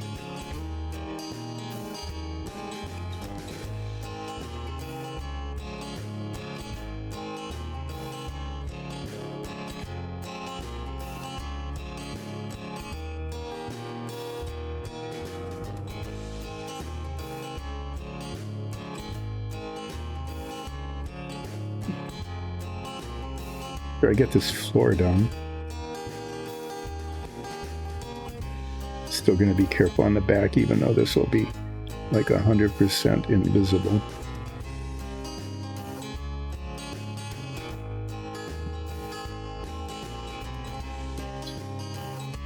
Just to do it.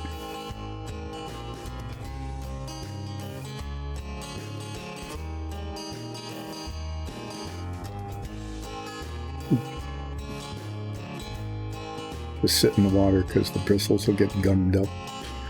And I'm just going to put this back on here like I said I would. And I can use this really big brush to just go whoosh. Get paint. Surface of the thing that's getting painted.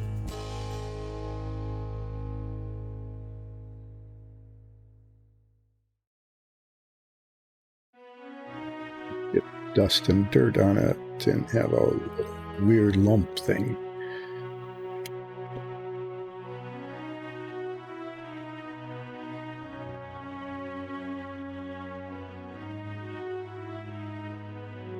Yeah, there's more.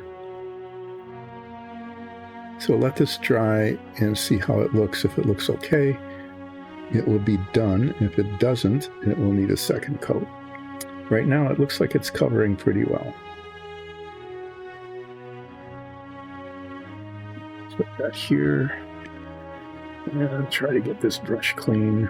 This brush holds a lot of paint, as you can see with all the gray that came out of it. I think I'm going to give both of these brushes an alcohol bath. How's the time? It's getting close to break time, so what I'm going to do, since I want that ivory paint to dry before I put more coats on or do touching up,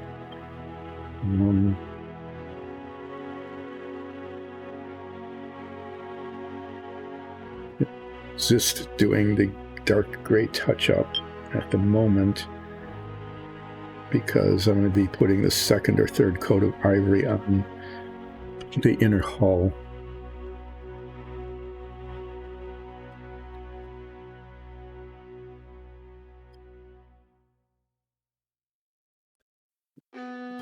Paper towel. This one is, yeah, getting used.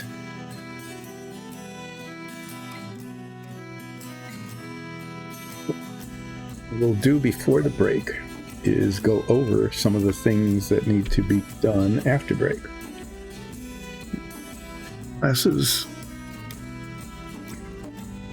all right. So one thing that needs to be done is, as you can see, that didn't cover terribly well, and so it's going to definitely need a second coat and potentially even a third. Okay, that bit in the hull there. This gray is not too bad.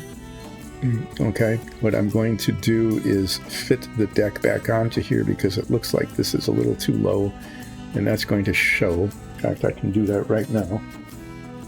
I don't know why I didn't paint up to, I mean, it doesn't show very much, okay, but there was, since you can't see behind it, there was no reason why I didn't go higher here. Higher. But that's not good. I mean, that's really kind of badly done. So I just messed up. Just totally messed up with that. And so that needs to be painted gray. Isn't painted gray.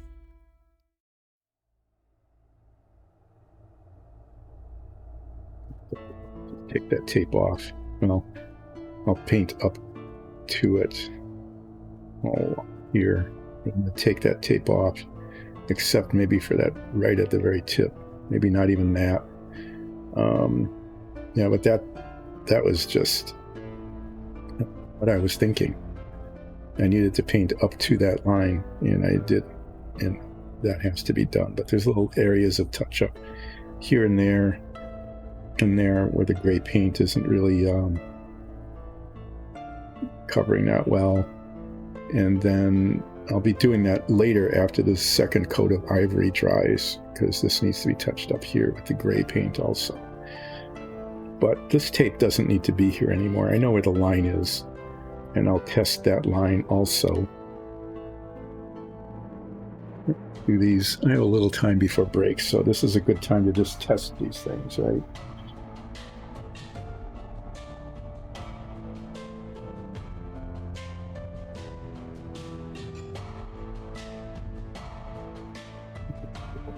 Goes there.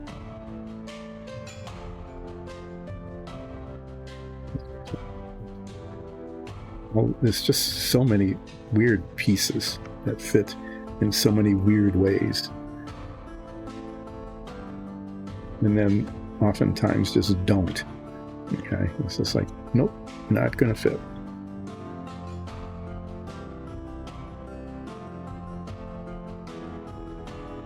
Exquisite engineering. That's the problem, is the engineering is just way too exquisite.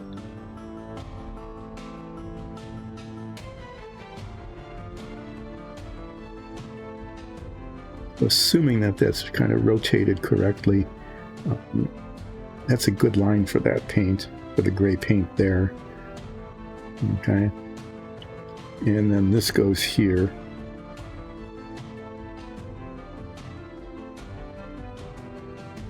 It goes in there. I'm not too worried about that. So that looks like that's okay. Those lines will work. There's little scrapes there that need to be touched up. I'll bring that out while I get the gray out. Do that. Same thing.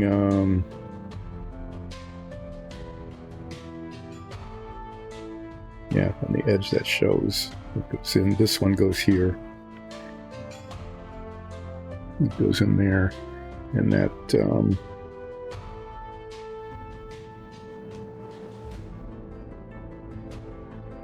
weird. I want to fit this whole piece in because that doesn't look right.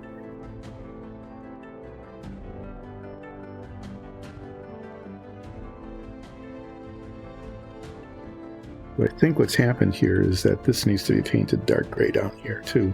I mean, I don't know why I didn't paint that any further. So that needs some painting. Yeah, I'm checking all these things out, and there's all sorts of little dark gray stuff that needs to be done. There, and this whole line up here, that whole thing needs to be brought up higher. Okay, so after the break, I'm going to touch up the ivory more, do more ivory touching up. Put a second coat on there. This, I don't know. I think I might just do another coat on the top of that, just to take care of that issue. We'll see how this looks.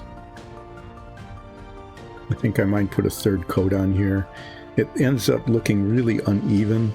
I mean, the brush marks are there, but there's that. Then I need to touch up the lockers, okay, where the ivory paint got onto the locker in a couple of places.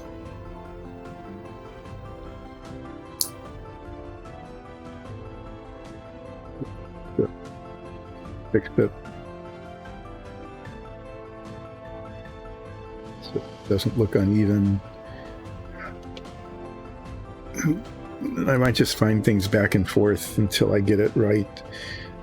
This, what's left here, okay, is there will be some, this area in here above the gray, okay, and up to here between the bulkheads, okay, up above the gray and up to there above the blue line of the tape. Okay, there's a gap there that will be painted light blue, and that goes behind the mess deck. And then this here and all of this, well, and then there's a spot up here that's light blue as well, and I need somewhere between that and here. Okay, somewhere in between here, that's also light blue.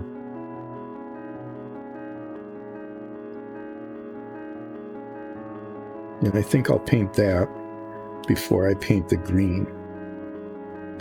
This control panel just barely shows through behind the officer's wardrobe.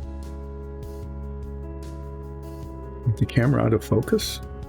I don't know. It looks in focus for me without my glasses. So if it's in focus without my glasses, it must be really out of focus. Yeah, it's, wow. Yeah, it's not focusing. Oh. Okay, so after break, doing more ivory painting, okay, dark gray touch up, and filling in to make sure that that part's done. Then measuring where I'm going to be putting the light blue color. Fortunately, I don't have to paint a lot of it because most of it doesn't show. But just between where these two bulkheads are here and here, and up to there. And then a lot of this gets painted green. I'm not sure how far I'll get to that yet today. There's a spot there. What the hell? How did that, see? Like right there. Why is there a white spot there? I don't know.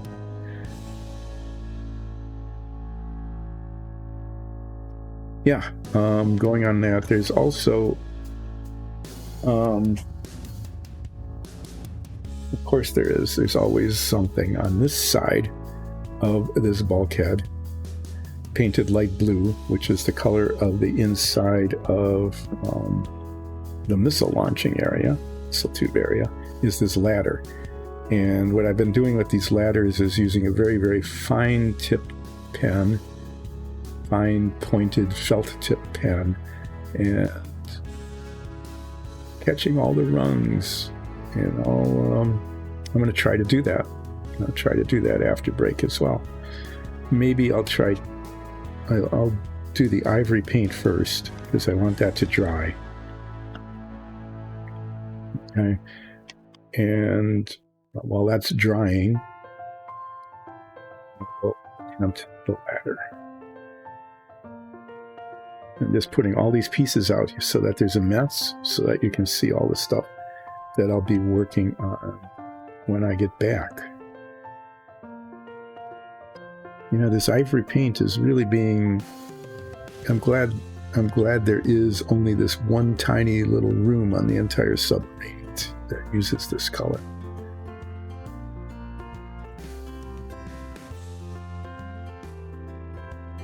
Oh yeah, I'm fixing the lockers. I have to touch up the lockers. But that'll happen after the ivory paint on these things dry, if I decide to put a third coat on this or not. I'll have to see how it looks when I get back.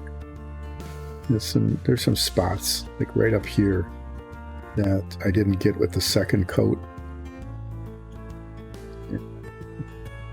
That's going to show. Anyway, yes. Let's see how this looks. This floor, this actually looks like it's going to be okay. So this piece will be done. So, ivory stuff, dark gray, locker color, and then if things are going okay, I'll paint the things that need to be painted light blue.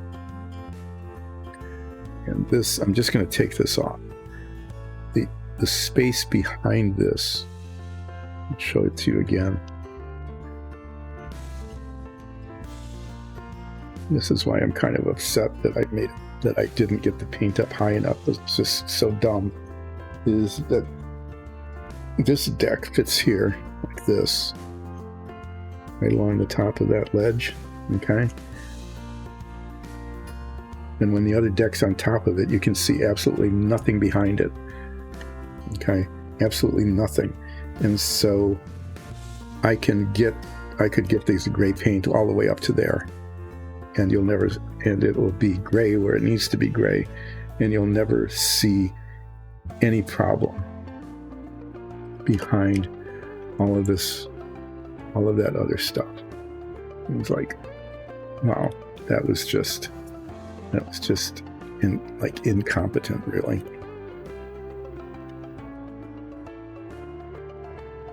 So no. Ivory, dark gray, locker color, and step ladder.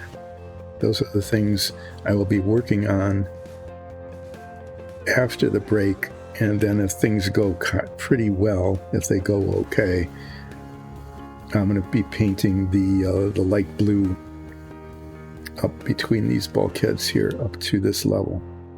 Just that kind of that rectangle there.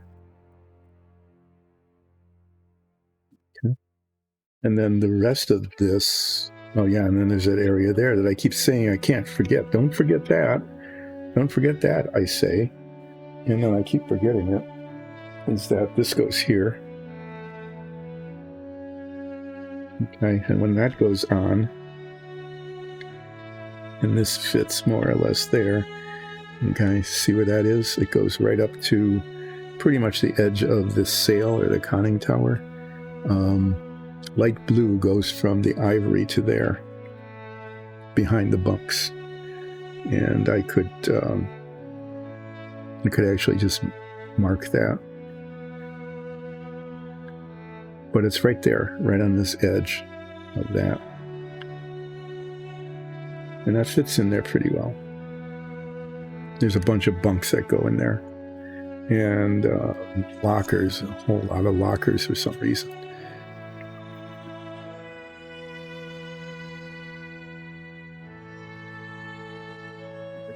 But blue might be in the works yet. And if I feel really, the other thing I could do So I could actually complete the gyro deck. I could take the gyro and cement it in. Just have to clean this up. And then the gyro deck will be done.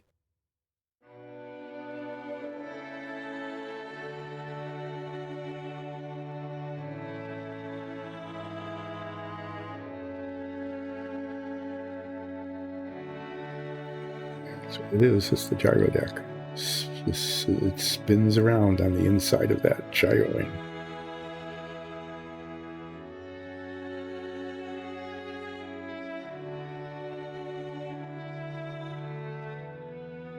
Somehow or other, the texture of that did not come out very well at all. Okay, what I really should do is get the fine sandpaper out. I really should do this and even out the texture of this thing and repaint it. And maybe I will. I mean, why not? Take this off. I want to put this in the dung pile. I don't know what happened to this. Must have, I think I touched it or something. And it really looks scabby. So just this ring here, between here and here, and then the seam is showing, and I got some of it off, but all the way around. I'm going to use fine sandpaper and fix the texture of this, and then, because there's just this roughness on it that looks scabby, and we don't want our gyro to look scabby. So I'm gonna sand that down and clean it up.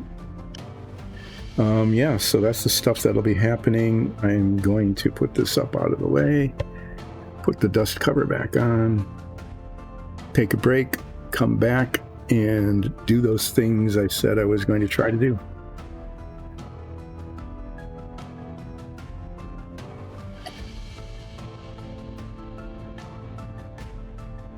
You in about 25 minutes.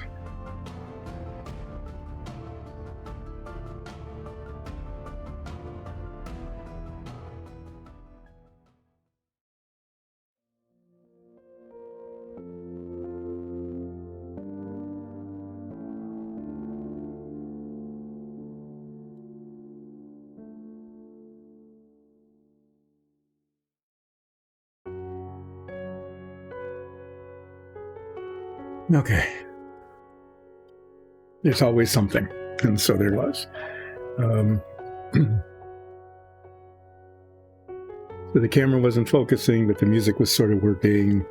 But yeah, we had a circuit breaker blow just before break in the house, and anyway, yeah.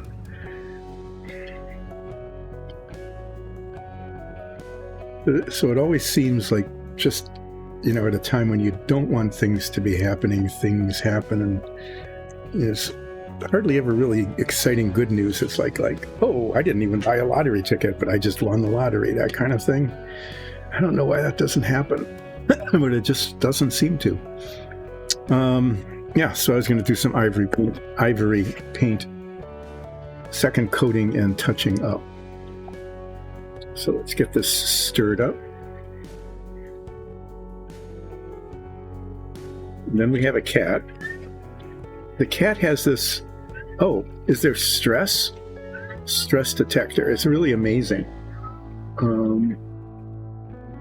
Wild Hattie? Yes. Well, we're safe. It's just the circuit.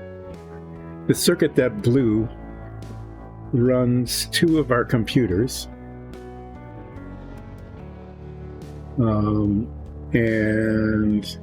we're either going to have to be stringing extension cords all over the house or moving things. But yeah, it's not a disaster, but it's a real annoyance. Some of these things, you go, there are so many worse things that are happening to other people that it's hard to really get too upset about them, but they're just annoyances that you have to work around and sometimes takes days to fix.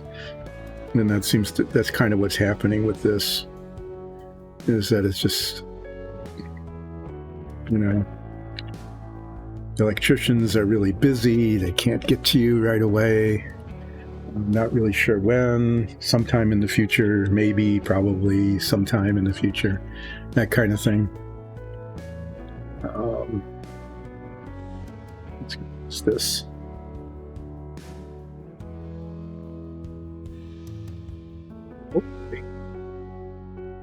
And that looks pretty good. Hopefully that will just work. So, yes, it is just that kind of... Sometimes there are just days like that, right? Which is just really... Not today. Why? And it's not awful, but it's really...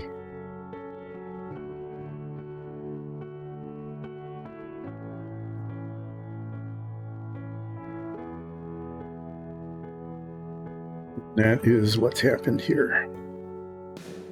Okay, I think once I fix the locker line, that will be okay. That should look okay when it dries. I was going to do a little bit of touching up on this, and this is definitely the wrong brush for that.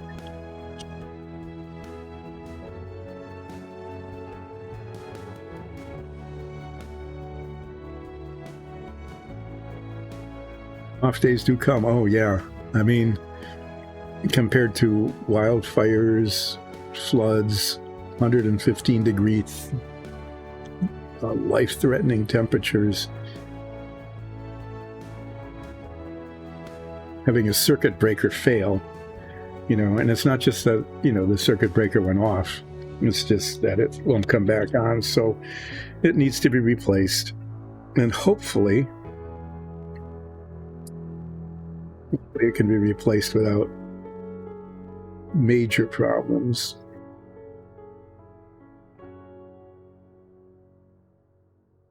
But we don't know. I mean, it might take like 3 or 4 days before somebody can get out here, because they're really booked up. And then we've got some thunderstorms coming through, and somebody will probably have an emergency as a result. Hi, old Brocker. Wow, everybody's kind of joining in here. Yeah, during break there were just things happening. Electrical stuff. It doesn't affect my messy little workshop. That is unaffected, so I get to continue for a couple of hours. Hour and a half yet with the submarine, and then go up and deal with the aftermath of,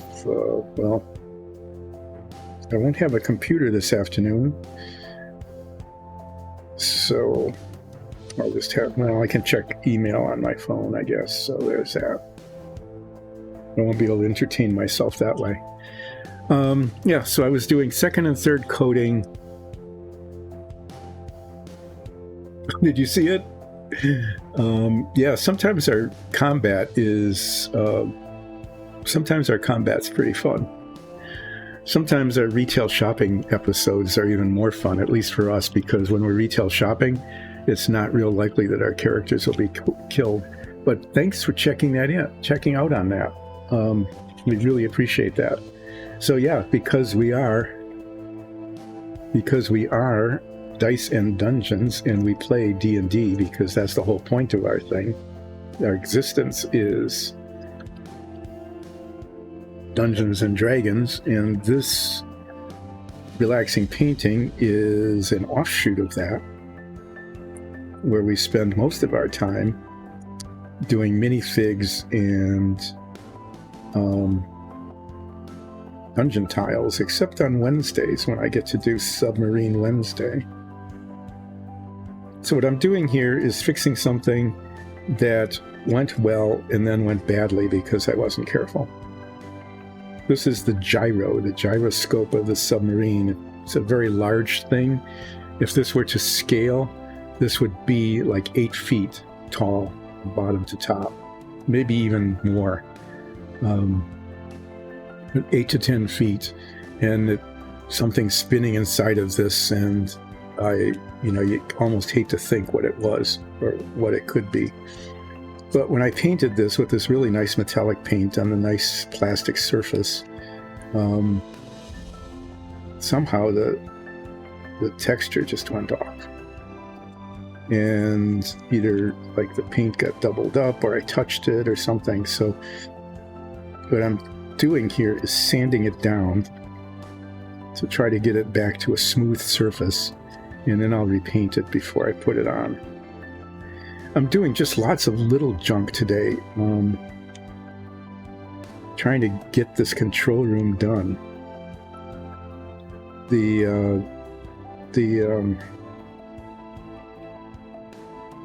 So there's just bits of paint here and bits of paint there. Touching up after I touch up, retouching the touch up, all that kind of stuff.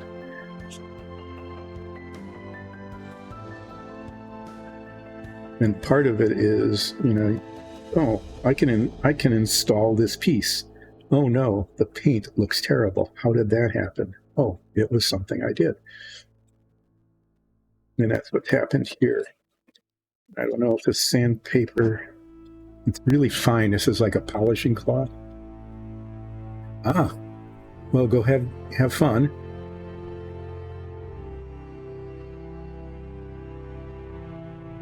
Yeah, I mean, the gyro would be that big. It's huge and probably very dangerous. Thanks for dropping in, though, and I'm glad you liked the fun fight. I'm glad you liked our stream. Please feel free to join in all the time. 3 Sundays a month with live chat on Tuesday. You can also catch it on YouTube or as a podcast. So here what I'm doing is I'm taking all the paint off of the top, which is where the texture went bad, with this polishing level. This is a very fine, very, very fine. It's like 1600 grit or something, which should leave behind a very smooth surface. I think what happened, it was even worse. When I cemented these two pieces together, I think I touched the surface, and it just distorted it.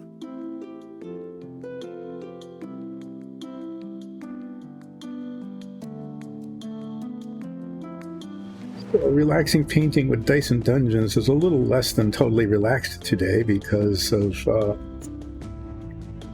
just an electrical problem, which, if I was lucky, it would have been the circuit breaker for the workshop here.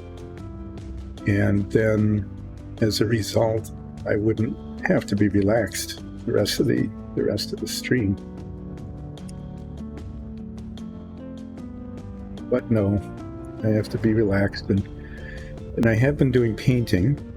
Actually, the painting's been coming along pretty well. I've got bits and pieces to show you.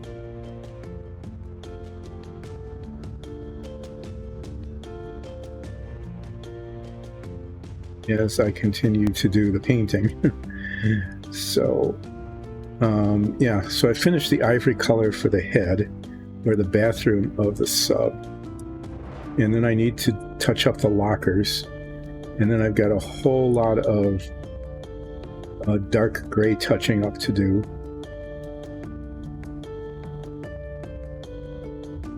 And then, assuming that this is fixed, and it looks like it's coming along okay. Feels pretty polished. And I need to get the edges too, though.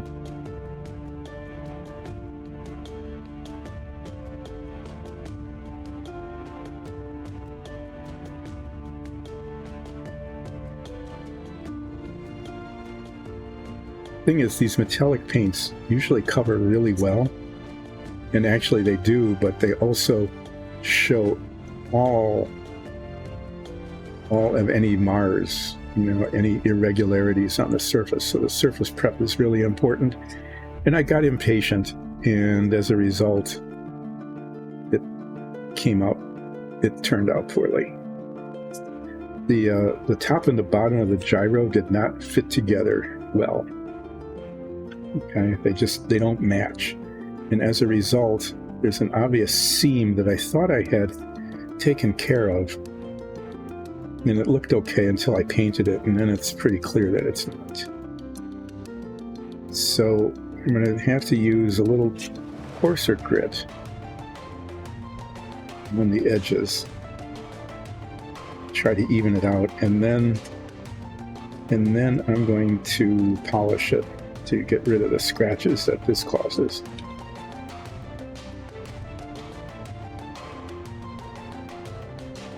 I mean, I really probably shouldn't even be bothering with this kind of attention to detail. It's just probably not really essential to the model, right?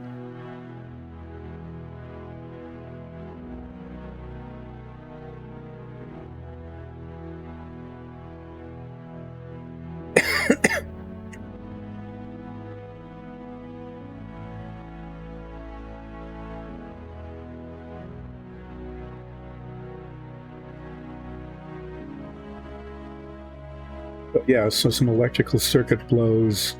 We can't get it to work again. We have to call an electrician. The electricians are booked out for 2 weeks, but maybe they can get to us sometime today or tomorrow or the next day. Maybe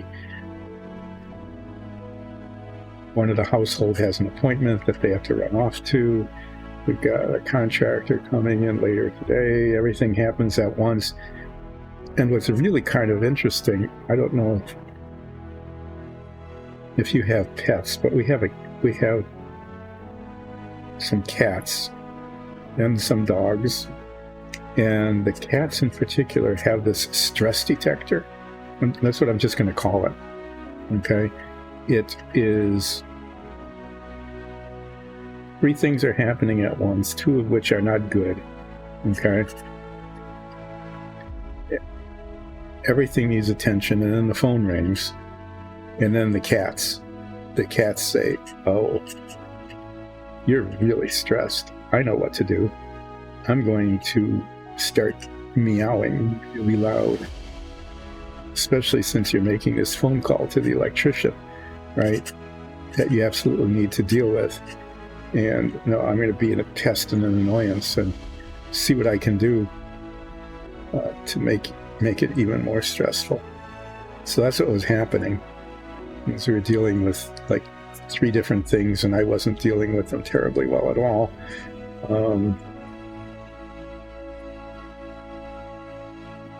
Cats decided to be a real pain.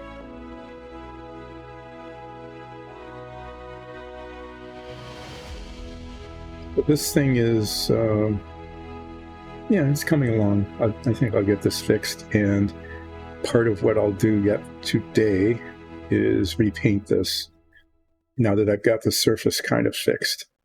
It would, of course, be the top.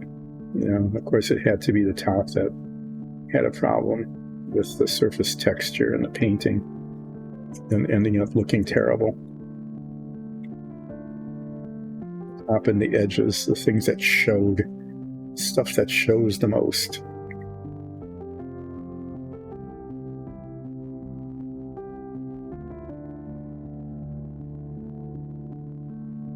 A little bit of this sort of weird sanding is causing hand cramps. That's telling me too. I'm just waiting. This is a way for me to wait for the ivory paint to dry so that I can do the touch up with the other colors.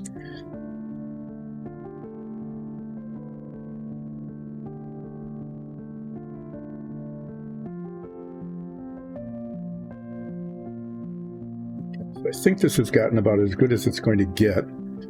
And I'm just going to wipe it off with this damp rag, get the dust off of it.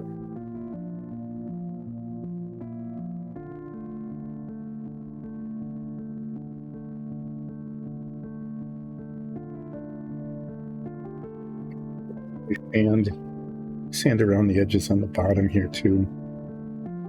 Get it as even as and clean as I can before repainting it. This is actually a technique that can be used with these paints, as I found, is that even though it's a fairly thin coat, if you use really fine sandpaper like this, you can sand the surface, and it gives it a slightly different texture. Shouldn't say texture, slightly different luster.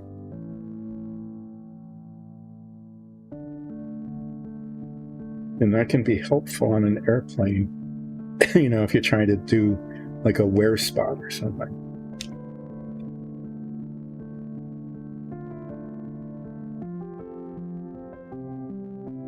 Storm? I don't know. It's just been that kind of day. It's been the kind of day where the storm won't take down the internet, right? No, there's actually a fairly good chance that it might. Okay, I'm going to let this dry now and get one of these handy dandy alligator clips. This is how I painted it in the first place. Is clip it to the very bottom. This is the part that gets inserted into the deck. Clip it there, and then I'll be painting that metallic a little bit later. This is almost but not quite dry. I want to see how this one did, though, whether I need to recoat it or not.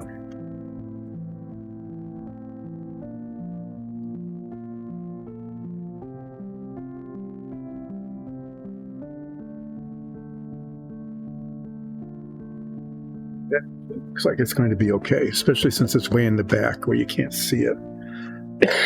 This piece is okay. I need to touch up the locker. So I've got locker touching up to do. And that's always a pain because it's tiny little touches of paint. But I might as well get that done. And then I can say these pieces are completed and I can get them out of the way. I'm going to need my little bitty brush, my head magnifier, and this paint. Hi, thanks for joining.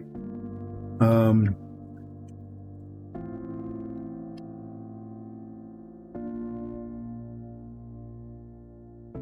east.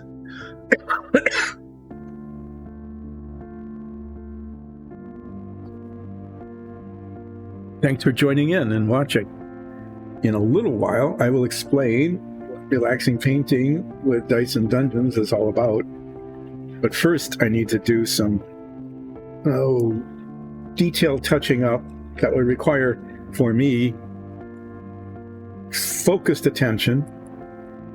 And once that's done, hopefully successfully, I hope it's successful, I'll give a recap about Dice and Dungeons.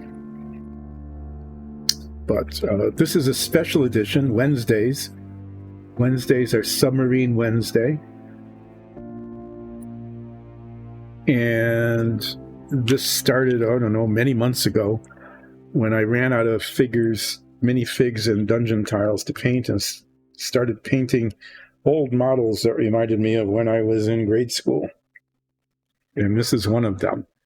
1960s vintage Renoir submarine.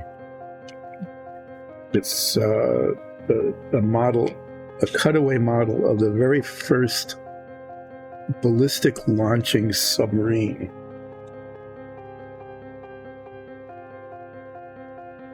Doing tiny little touches of paint that you really can't see,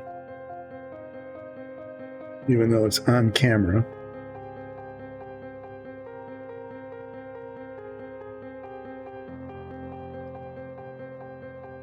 It's really invisible. In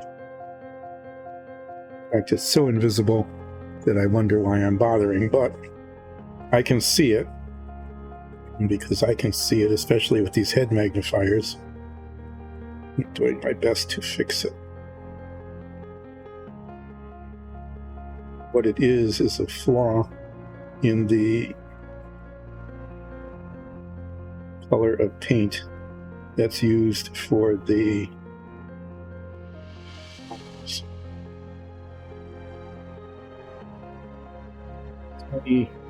tiny little lockers.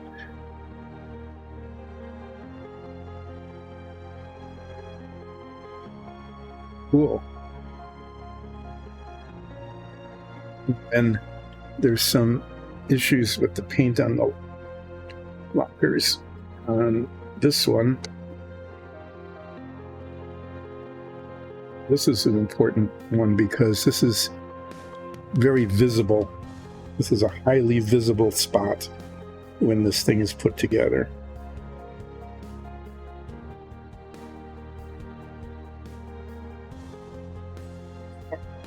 Sure that this line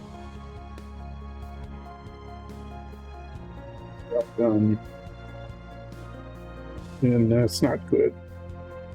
What I got is a little bit, this is very old paint, old enough that I probably shouldn't even be bothering using it, but every once in a while there's like a lump in it, just like a piece of pigment that has dried and settled into the paint.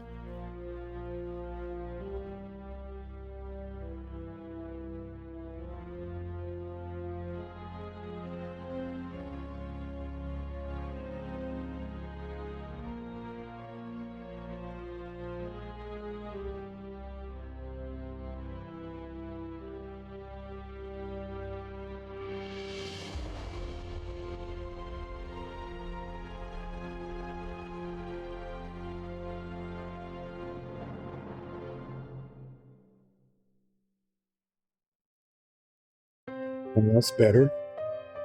And then there's a little spot up here where the line is just uneven.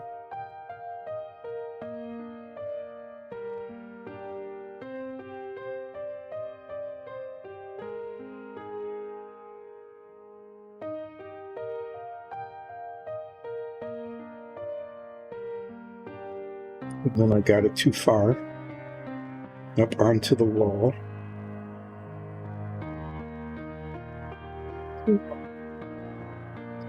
Just trying to fix it, and I unfixed it. This happens sometimes, going back and forth.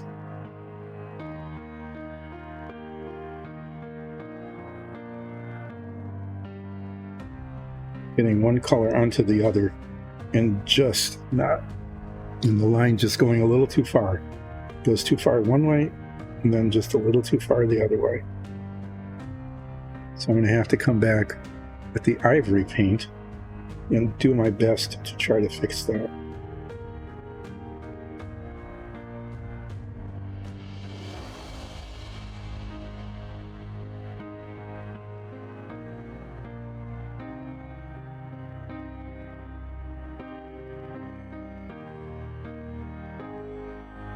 Danger of microscopic spot touch-up.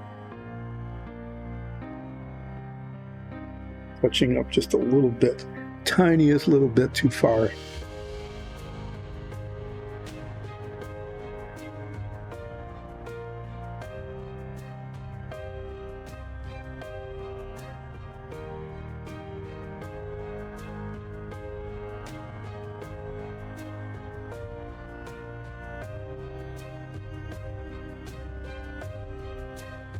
The problem is that I'm probably going to be able to see that. Let me see if I can't.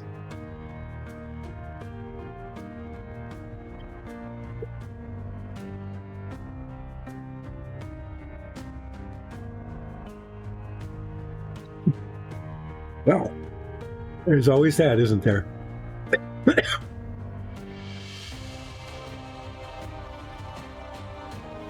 I didn't bring anything down to drink. I hope you're hydrating.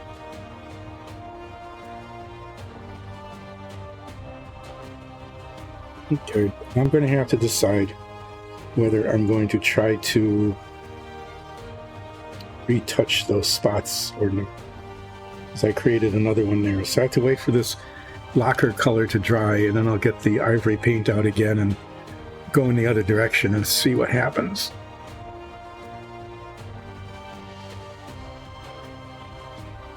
So what I'm going to do next is I'm going to do... Yeah, I got a spot there. I thought I was being really careful, and then I messed up. So this one's just going to go back and forth forever until it's right. So I need to do some dark gray touch-up. Part of it is right along the edge here. I need to clean that edge up. Part of it is just little spots all around in these areas here, including going up higher here.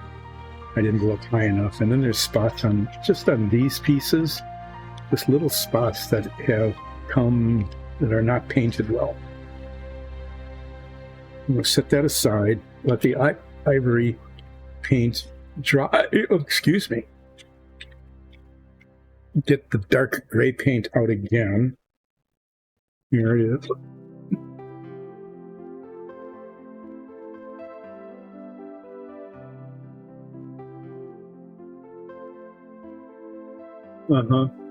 Yeah, I do. Little hamster water bottles, so I could just sort of lick little bits of it. I had my Dyson Dungeons, official Dyson Dungeons mug here just a little while ago. Okay, this before break. I had it before break. And then took it upstairs and didn't bring any. I was going to drink water, because water's a good thing to drink.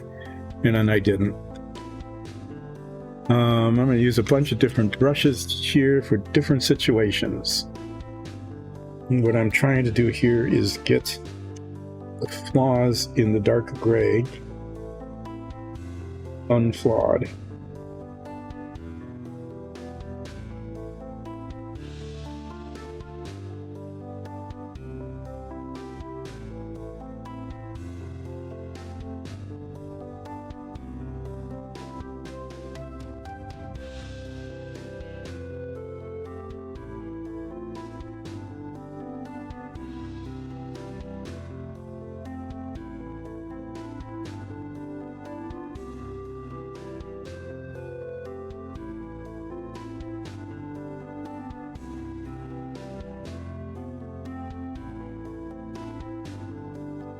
I can set those down because there's like a little ridge.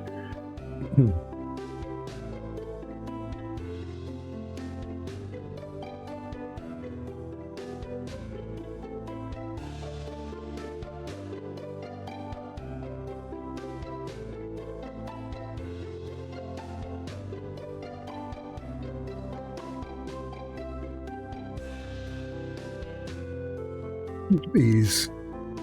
Yeah, it's this one. It's like, why didn't I paint the whole edge? It was just a mistake.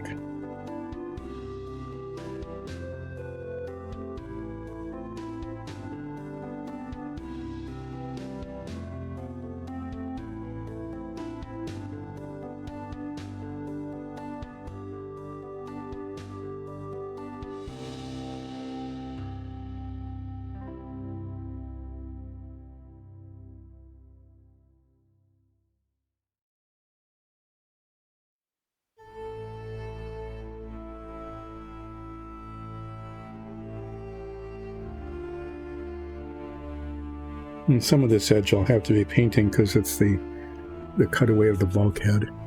Okay, get rid of this brush. I need the little tiny brush, the little bitty brush for this bit, because I need to clean up this line, but not get it on the ivory paint. So I have to be really careful here. Horizontal as much as I can.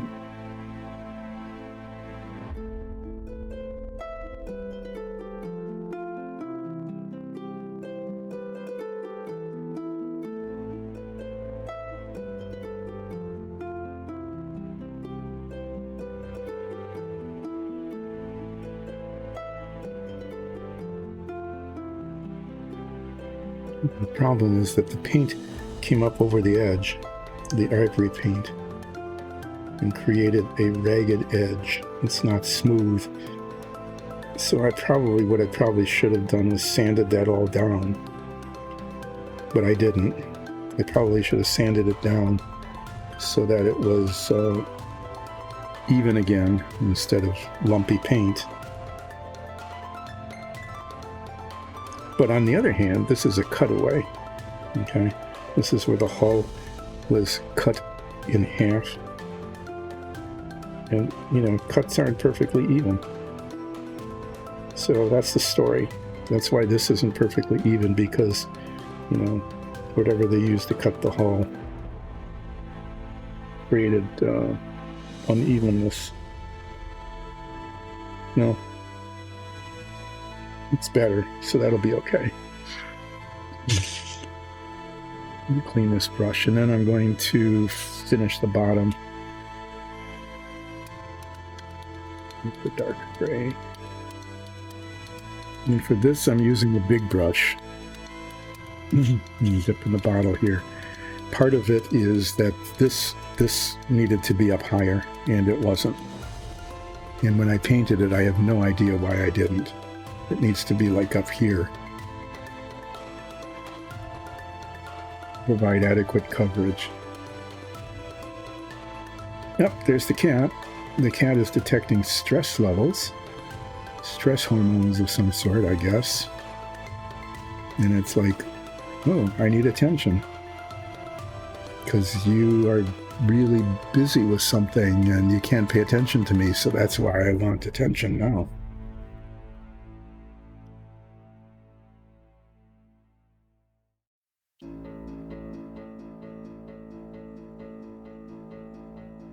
He does a really good job of sounding desperate and pathetic.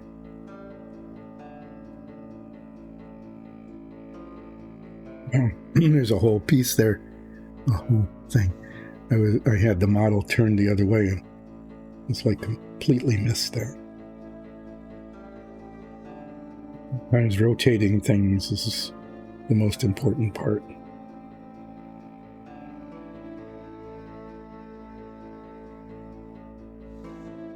Raining, I can hear the rain.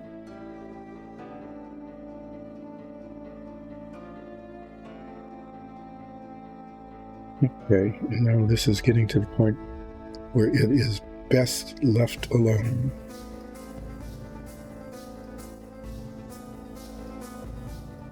If this dries well, then I can paint the light blue in this area here.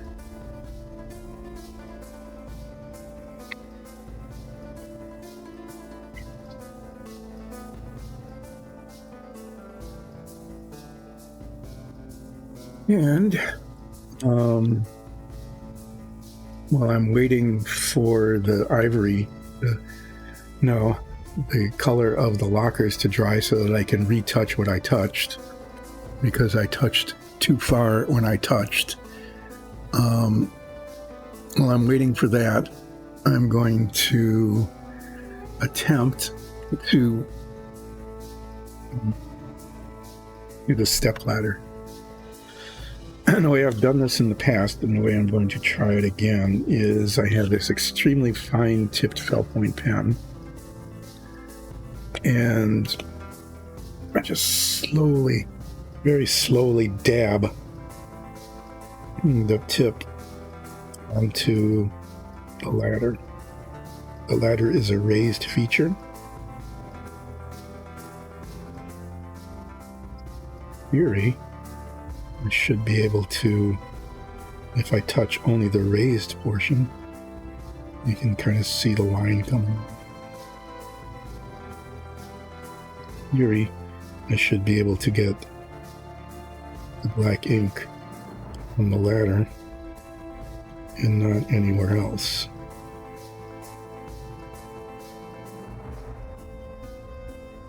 In reality, sometimes it is not quite such a thing.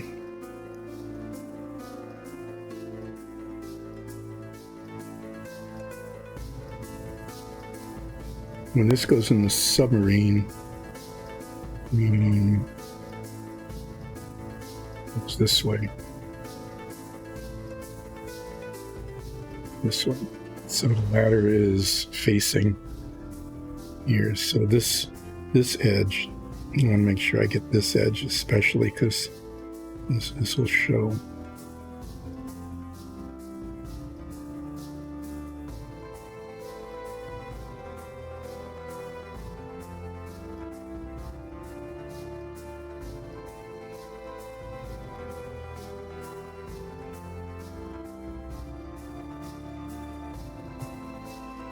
some reason, this is not focusing very well for me today.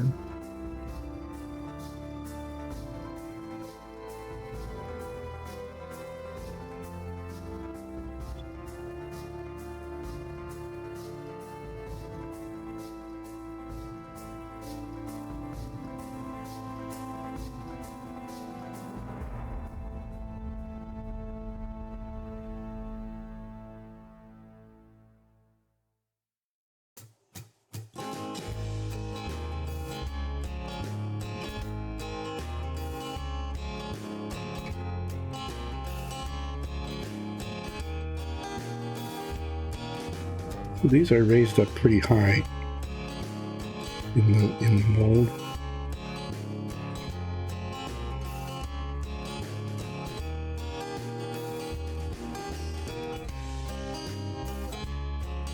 And I'm not going to try to get the ink all the way down to the bottom of the surface.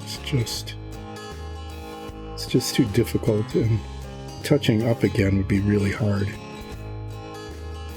So I want is, if you're looking at it from the side like this, you want to be able to just see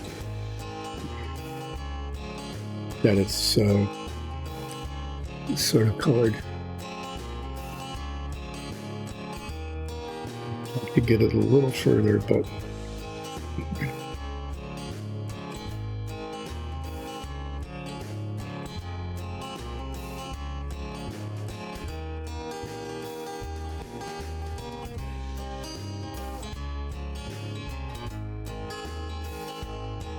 the rungs are really quite shallow,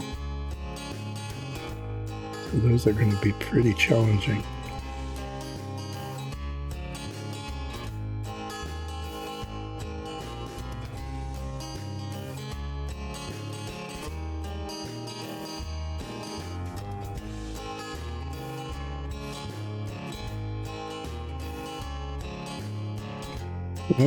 That's pretty close to what I want, without, getting the ink down too far and creating a fix-it challenge that I might not be able to pull off.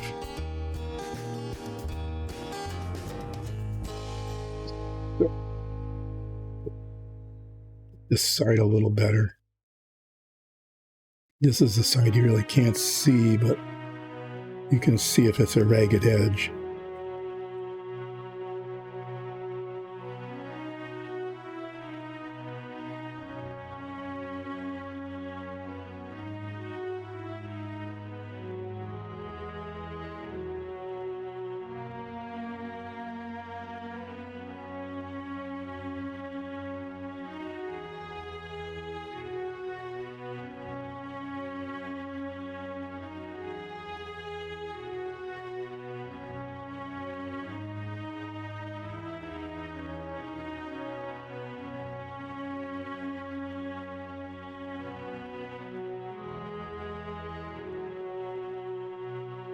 Okay, now you can see I got those, but there's rungs on the ladder, and I'm going to see what I can do.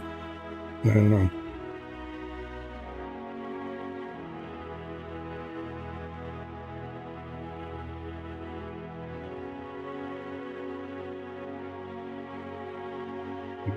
Barely touch those with the tip of the pen. And they might not be terribly even.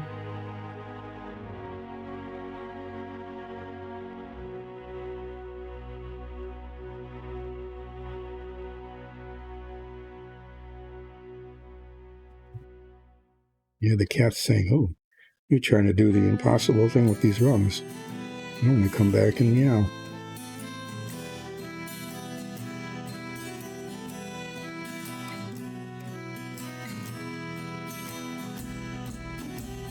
This is a really long ladder. If this were a 5-rung ladder, I'd be mostly done.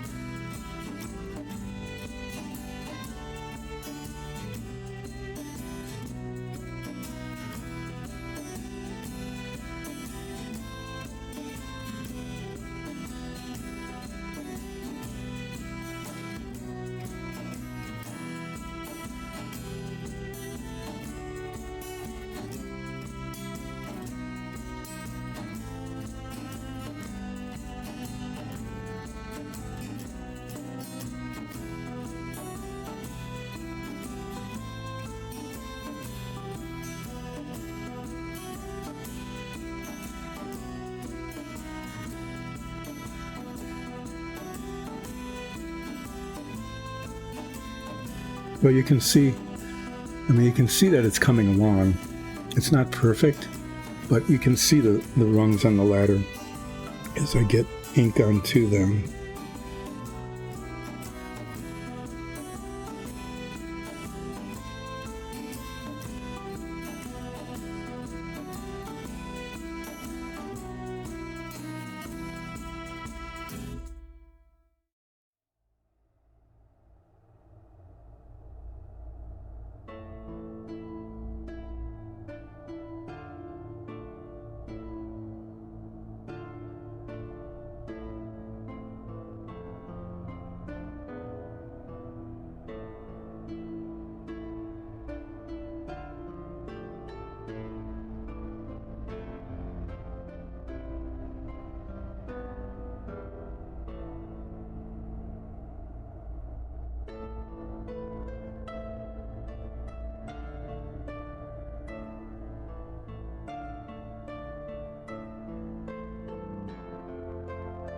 Okay.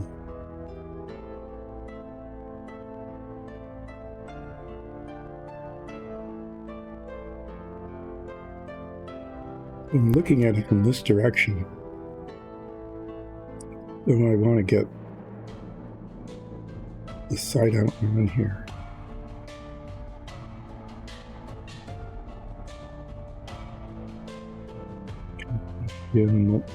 At least that's how you're going to be looking at it.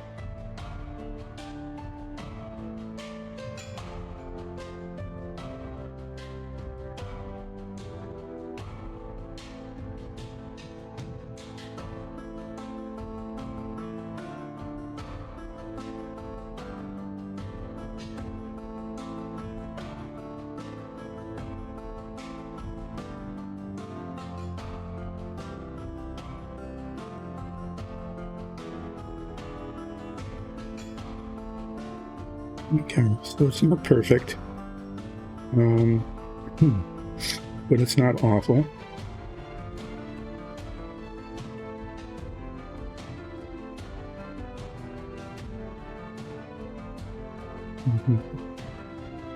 Huge flaws. And at this point, this is where I say I better just leave it alone, because if I mess with it anymore, it'll be a problem. So if you can see that, if it focuses at all, you'll be looking at it from the side like this, that you can see the ladder now, and it looks like a ladder. So I'm going to just stop, and sometimes that's the better part of Velar.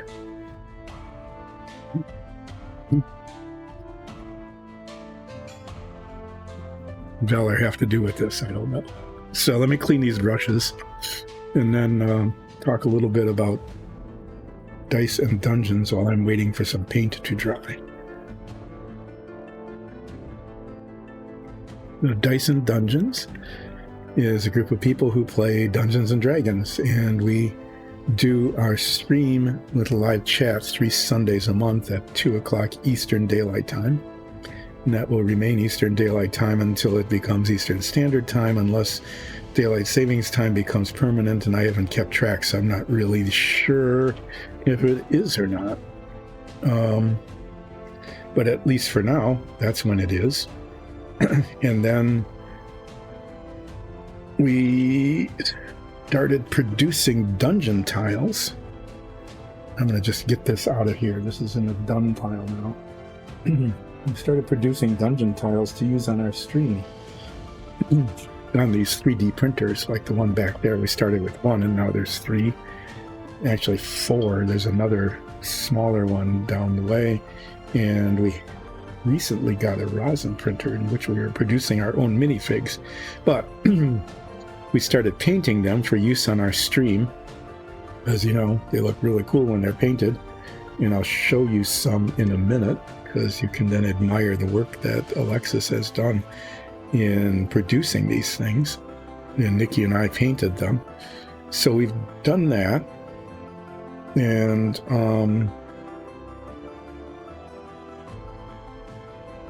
started painting them, and I think it was Alexis who said, well, you know, if you're painting, why don't we stream the painting? And I said, why would we want to do that? And she said, why not? And I said, well, I don't know why not. I don't know why, but I have no good why not.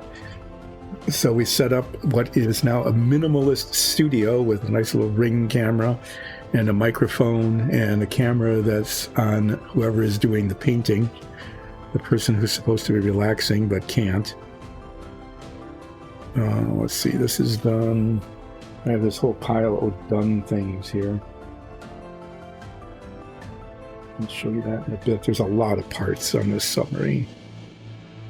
When I bring the part tray up,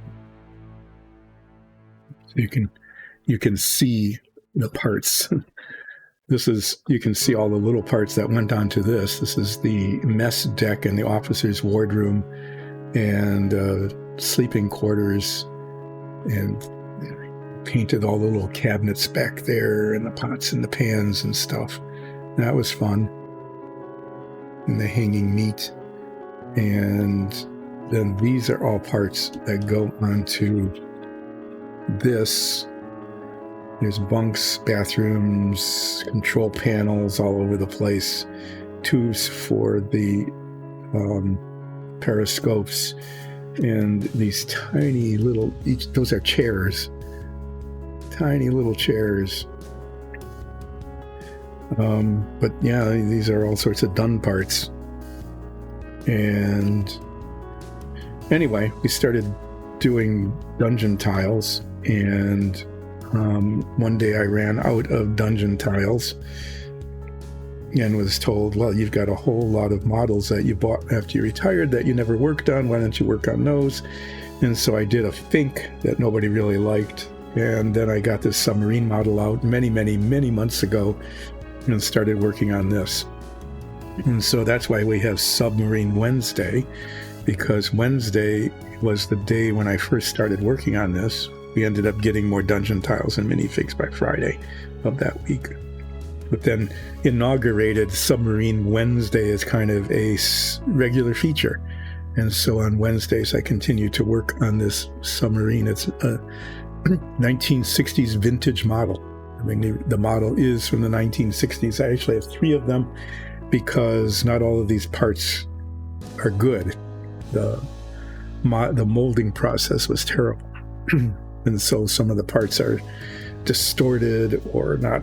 The mold not enough plastic went into the injection molding, and so they didn't work. And yeah, so eventually I bought 3 of these so that I would get enough parts, and it was good. So like only 1 of the 3 of this particular control panel was usable. The other 2 were totally not usable at all. And then I've been doing little detail stuff like the faces on the dials, and I don't know why, but I am, because they're there.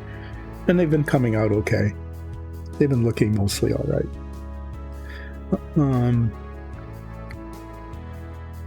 The way this thing works is that this is a bulkhead that goes in. There's some bunks here that go in these slots. And then for some reason, I don't know why, there are a whole bunch of lockers.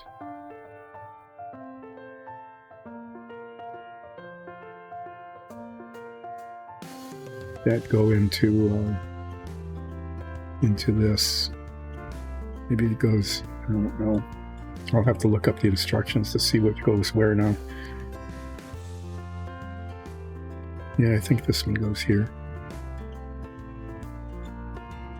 It looks like their main function is to obstruct access to the bunks. Okay, so like when you put them in, they're just in the way.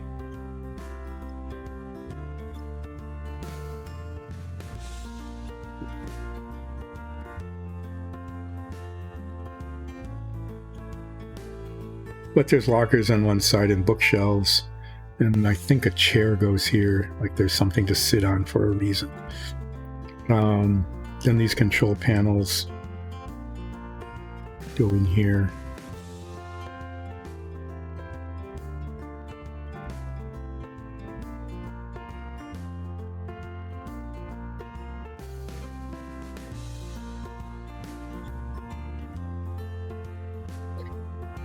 one that goes back here. And there's chairs, these chairs scattered around here, and then these things are the periscope tubes. And they go here like this.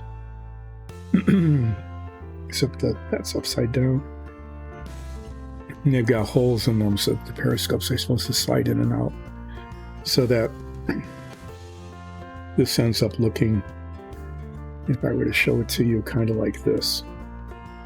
Okay, except things aren't supposed to fall down, because they're going to be glued in.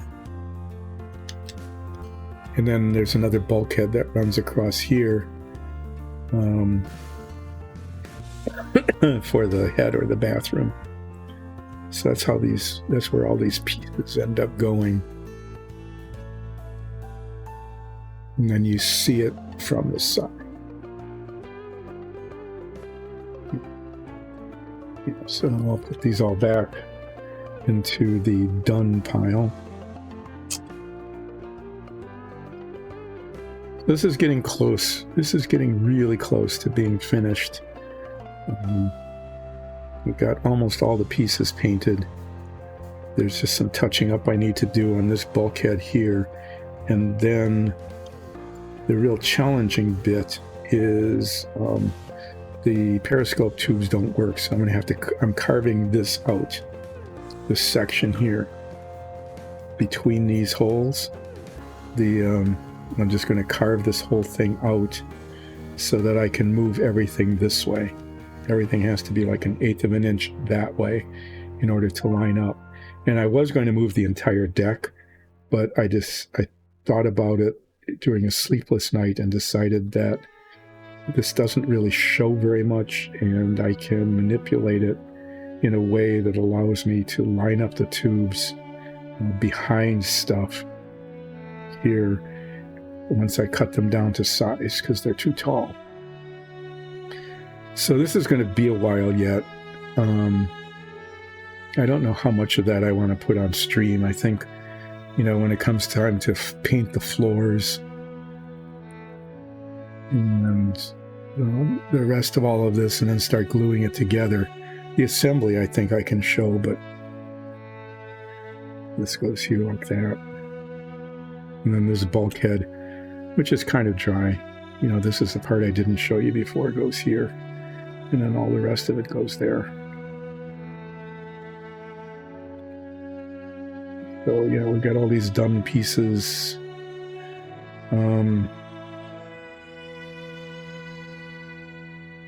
It's really getting to the point where I just need to get that finished, where I need to try to do that in order to make this work. What am I going to do? Well, yeah, I wanted to touch up the touch-up on this one bulkhead where I've been having trouble with the lockers. And then paint the gyro.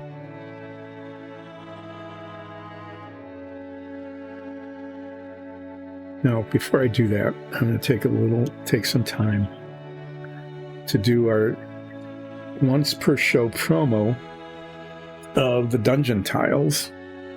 Dungeons. Because this is what really started relaxing painting. It is started making these dungeon tiles. And these are just samples, okay? They've been base coated, but they're not washed and detailed yet, so they're a little flat looking. When they're detailed, they look really amazing. But these are printed on the 3D printer, and Alexis, our DM, did a lot of the design work on these to make them one piece.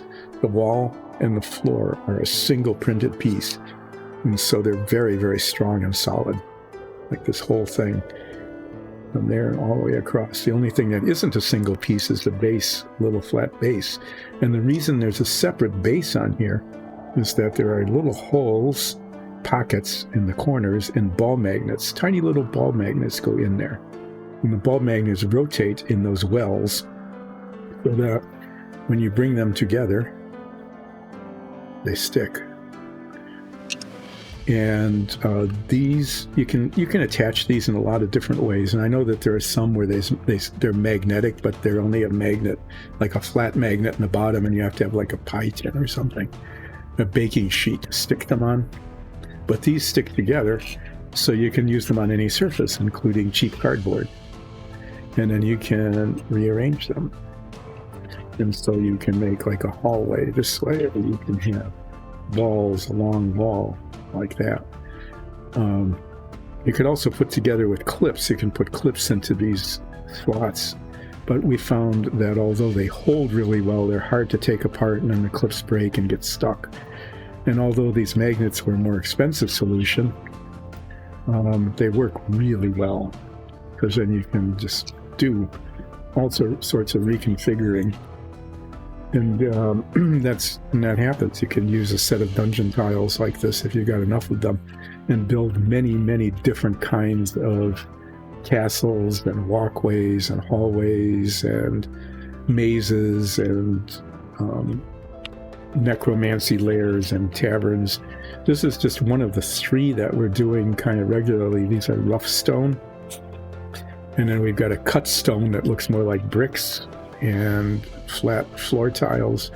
And then we have some that are wood, that are wooden floors with stucco walls with wooden beams. And those are really beautiful. Once they're done, they look gorgeous. So this is why we have Relaxing Painting with Dice and Dungeons, because we were producing lots of these. That's why we have big bottles of paint, not just little bottles, because we'd go through a lot of painting these things. And yeah, so that's what we're streaming. And for the most part, we either do dungeon tiles or do minifigs. Like I did one, I'll show you a couple that I did last week and the week before. Did some dragonkin.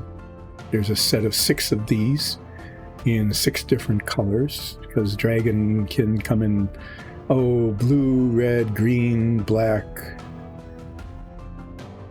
bronze, and one came in silver.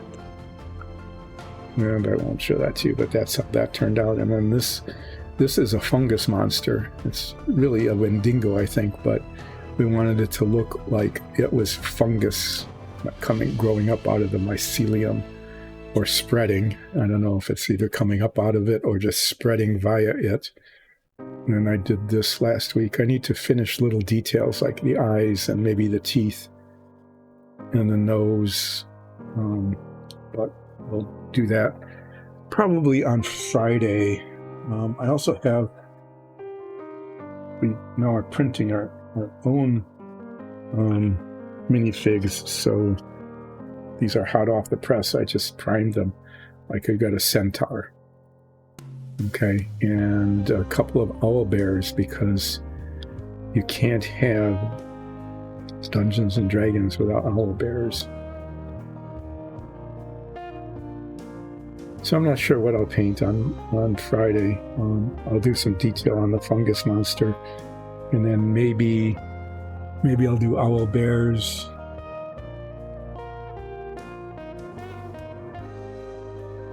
Pretty cool, huh? Maybe I'll do owlbears, maybe I'll do a centaur. Maybe I'll do a rust monster.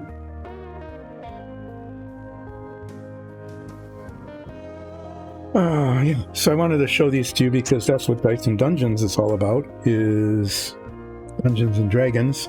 And for the most part, doing stuff for our campaign. Except on Wednesdays, when I get to do Submarine Wednesday. And as you can see, I've been painting stuff, but it's coming along slowly. I did paint some inner hall stuff, because that was inner hall painting. I painted some here and some there. And I was going to get the light blue done in this area here, but no, things are taking too long otherwise. So I'll get to that next week, Wednesday. This stuff gets painted light blue right in here, and then this gets painted green all through here. Okay. So there's more stuff to be done. But in finishing up today, I just need to fix for the third time, maybe the fourth time, the line between the wall and the locker. And then I'm going to repaint the gyro.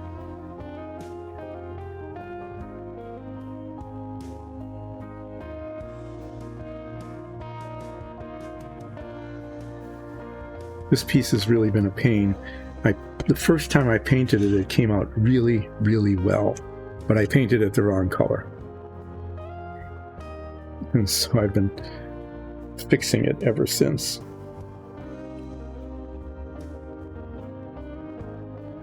I carefully consulted my color chart, and my color chart was wrong.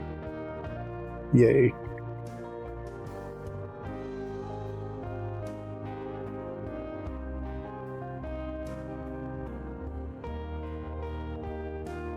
And so I painted it, and it looked really good. And then I pulled out the submarine hull and compared the color. Now I went too far the other way again, just back and forth, back and forth. And then I compared it to the paint that was in the hull, and it was seriously, I painted it the wrong color. There, you can see what happened is I got this little bit of paint right up on the side there. And that's going to be, when you're looking at it from this side, it's going to be pretty obvious. I need to wait for this to dry, get out that color again, and touch up that spot. And hopefully at some point it'll be done. But I can paint the gyro. I'm actually going to do that. I don't need this for that. First time I painted it, it turned out that the surface wasn't prepared well. And when you're using these metallic paints, every flaw shows.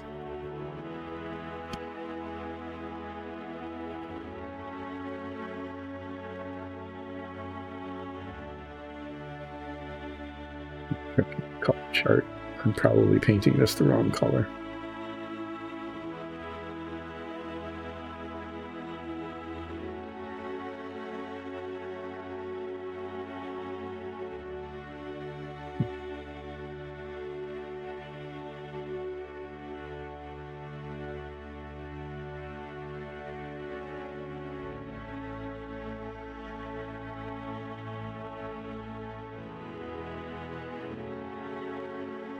Yeah, starting to fade here.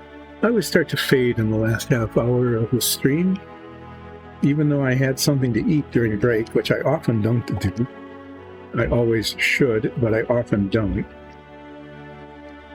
Even though I did. Yeah. So I've got that one little touch-up to do again for the 5th time, back and forth on that line along that locker. I'll show you the paint. I'll show you the paint going into the little paint well here.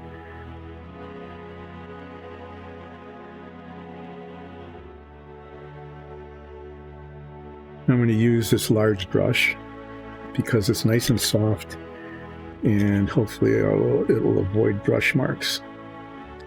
And yeah, this should be okay. I can tell right off that the surface is much better than it was before. Maybe not perfect, but not bad.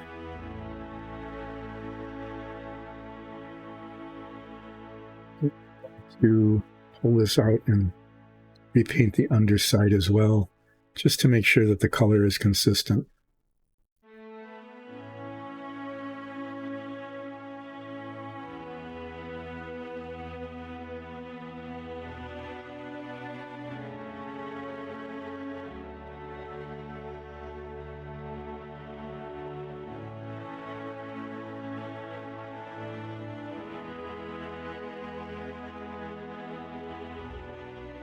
Weird, it's a little bit streaky, but I think that's actually okay, because it's supposed to be kind of, used. Okay, well that's going to look all right. It's definitely going to look better than it did before, which is not hard because it looked awful. There was just weird stuff on the surface, weird textures.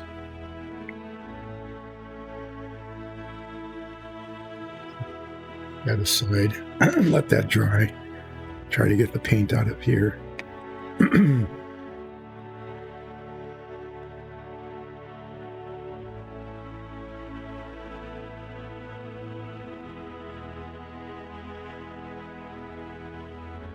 Yeah. So what I'll be doing is kind of recapping the situation as we get close to wrapping up.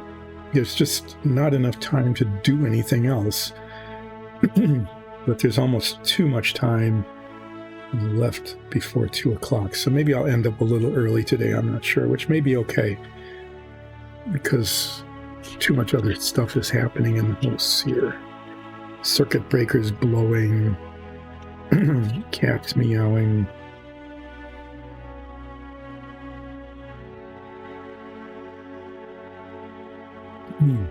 Put that aside and that aside. All these things that will be in the way that could break and drop. That. So the last bit I need to do is one more dot of paint, hopefully the very last time with this color. And then I'll just show you what the situation is. I think that, I was showing you before, is that all of these parts, all of these pieces here, these things get inserted into here once I fix this and paint it, top and bottom. The bottom is especially an issue. Yeah. When this is inserted into the submarine, you can actually see the bottom. So the bottom is going to have to be painted. And the issue there is that once these things are put in place, I'll just show you like with this bulkhead, when they're put in. Okay, and you look at the bottom, you can see, okay, you can see there's a gap there. So what I want to do is, once most of these are cemented into place, is I'm going to fill in these gaps. Okay, I'm going to fill them in with the plastic putty and then sand them down, and then I'll paint the bottom.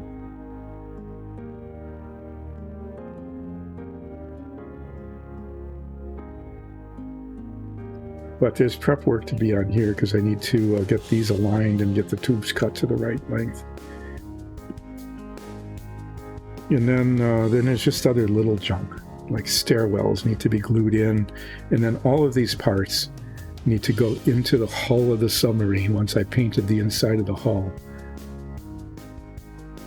And then I don't ever want to think about it again, because this whole section, all of these parts, this has just been a real challenge getting them to fit, getting them painted, getting them glued in. Yeah. In some ways it's been kind of fun, I mean, like the detail on that ends up looking pretty good, right? Including the little clock face. It is 5 after 6, I can tell. And little instrument panels and stuff. Some of it's been kind of fun, even though challenging, but just getting everything to work on this model has just been a real kind of challenge, and I'm looking forward to moving on to 16 missile tubes. This is half of one. This is what it looks like. They glue together, and what I can be certain of, almost certain of, is that the two halves are not going to match very well, and that there's going to be a gap on the seam. So there'll be 16 of these. I'm going to glue them all together and then spend a fair amount of time filling in and sanding down the seams, because those will show. Okay, they'll show pretty badly. And then after that's done, I can finally prime them, and we can move on to the missile launching tube section. So I'm going to set this aside here. It's my one piece. Oh, here. Yeah. To fix that yet. Make room for it on the done towel here. The done paper towel, which I use because these are often painted on both sides. I'll show you the hull one more time. Is all of those parts that I showed you fit in here in this section. And then this whole section is the missile tube launching area. There's a couple of decks that go here. 1, 2, 3 decks. The missile launching tubes go up through those decks, okay, up to the top where there's actually hatchways. And one of them actually is a hatch. It opens up and there's a spring-loaded tube, and supposedly you're able to launch a missile. It kind of works. In the original that I did when I was a kid, it actually kind of worked. And you push it down and if nothing breaks, you release the lever and it shoots up maybe about that far out of the top of the submarine if everything's lined up right. So you can see this isn't the inside of the hull is not much of a challenge. That's just all going to be painted light blue, it looks like. I don't know why it's painted the same color as the mess hall. The decks are gray, actually really dark gray, almost black. And then there's some of the control equipment and stuff with dials and buttons and things and pipes that go back here. And then there's the reactor room, and that's pretty cool when we finally get to that in about a year or two. And then these are just machine areas where the steam from the reactor is turned into locomotion for the propeller at the back. But there's still many challenges yet to do here. You know, painting the light blue in, painting the green in, detailing the control panels that are on the back. You know, those need, since they're there, they need to be painted in. Some of these, like here and here, these will definitely show once the model's put together.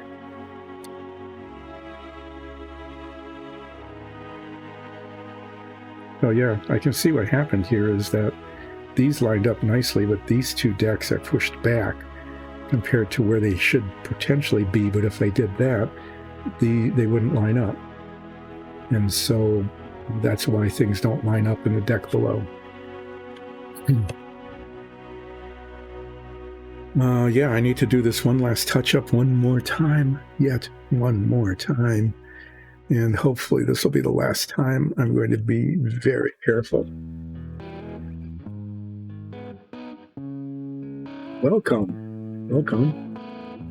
Yeah, you're catching on right near the end of the stream, but thank you for becoming a follower. I need to do that plug. If you can, get all of your friends and relatives and enemies and everybody else to become a follower of Dice and Dungeons. You can follow both Relaxing Painting, which is on Mondays, Wednesdays, and Fridays from more or less 10 until more or less 2. I took Monday off because I needed to take Monday off. Sometimes you just need to do that. I'll be back on Friday painting some sort of minifigures. If you would like, you are welcome to become sponsor. And if you really, really like Dice and Dungeons, you can go to patreon.com/diceanddungeons and become a patron. And if you become a patron, you get access to really cool stuff like our improv warm-up sessions that we do before each D&D recording session. And those are a lot of fun, even if I say so myself, and I do. And you also get the Dungeon Master notes for the sessions. So you get the inside scoop about how those sessions are designed, where they are played.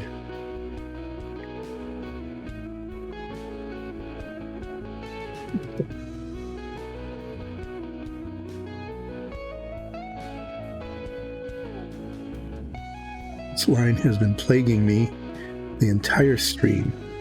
This is at least, at a minimum, the third, and I think maybe even the fourth or fifth time I attempted to get the dividing line between the locker and the wall good enough.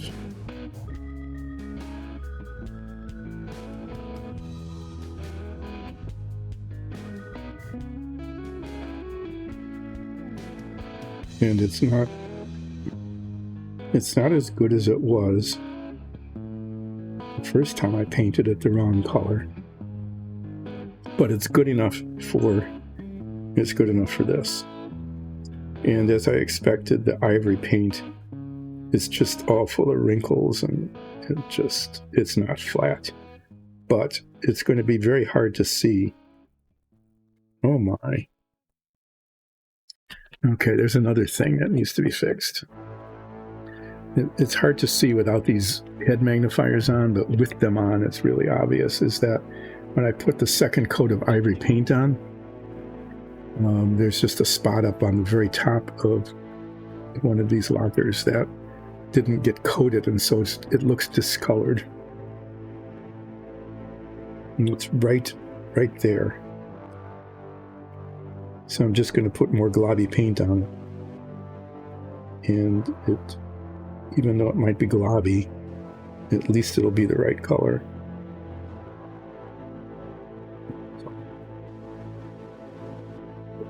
It was not good. Okay, so texturally, I'd give this a C-, but just in terms of visuals, it's definitely adequately. So, new followers, thank you very much. It is really, really appreciated. Any support you can give to Dyson Dungeons is very much appreciated. Not just by me, but by all the other members of Dyson Dungeons, Nicole, Alexis, and David. So thank you for that. Thanks for following. Thanks for sponsoring. And thank you if you become a patron. Sorry, a little irpy there. Get this brush clean. To destroy the tip, putting it in its protective tube. And I don't know if this is dry or not, but it is like 95% improved from what it was. It was unpresentable before. Basically, I think what happened is when I cemented the two halves together, I touched the cement and touched the surface, and then the surface got, I thought I had evened it out, but it didn't. And so I sanded it all down very nicely with 1600-bit sandpaper, and now it looks acceptable. But I'm going to have to let that sit out. I can't put it in with the finished parts yet because it's not dry. So let's celebrate the Boxo parts. Yay, many parts, and getting really close to being able to put them together. And like I said, I'm going to be so relieved when all of these things are installed into the hull and I can move on to the missile tubes, which will present their own challenges, but nothing quite like this has been. On behalf of Dyson Dungeons, thank you very much, and I will be back on Friday at more or less 10 to paint some minifigs, a centaur or a rust monster or an owl bear, something that is appropriate for Dungeons and Dragons. So thanks again, and we'll see you Friday morning.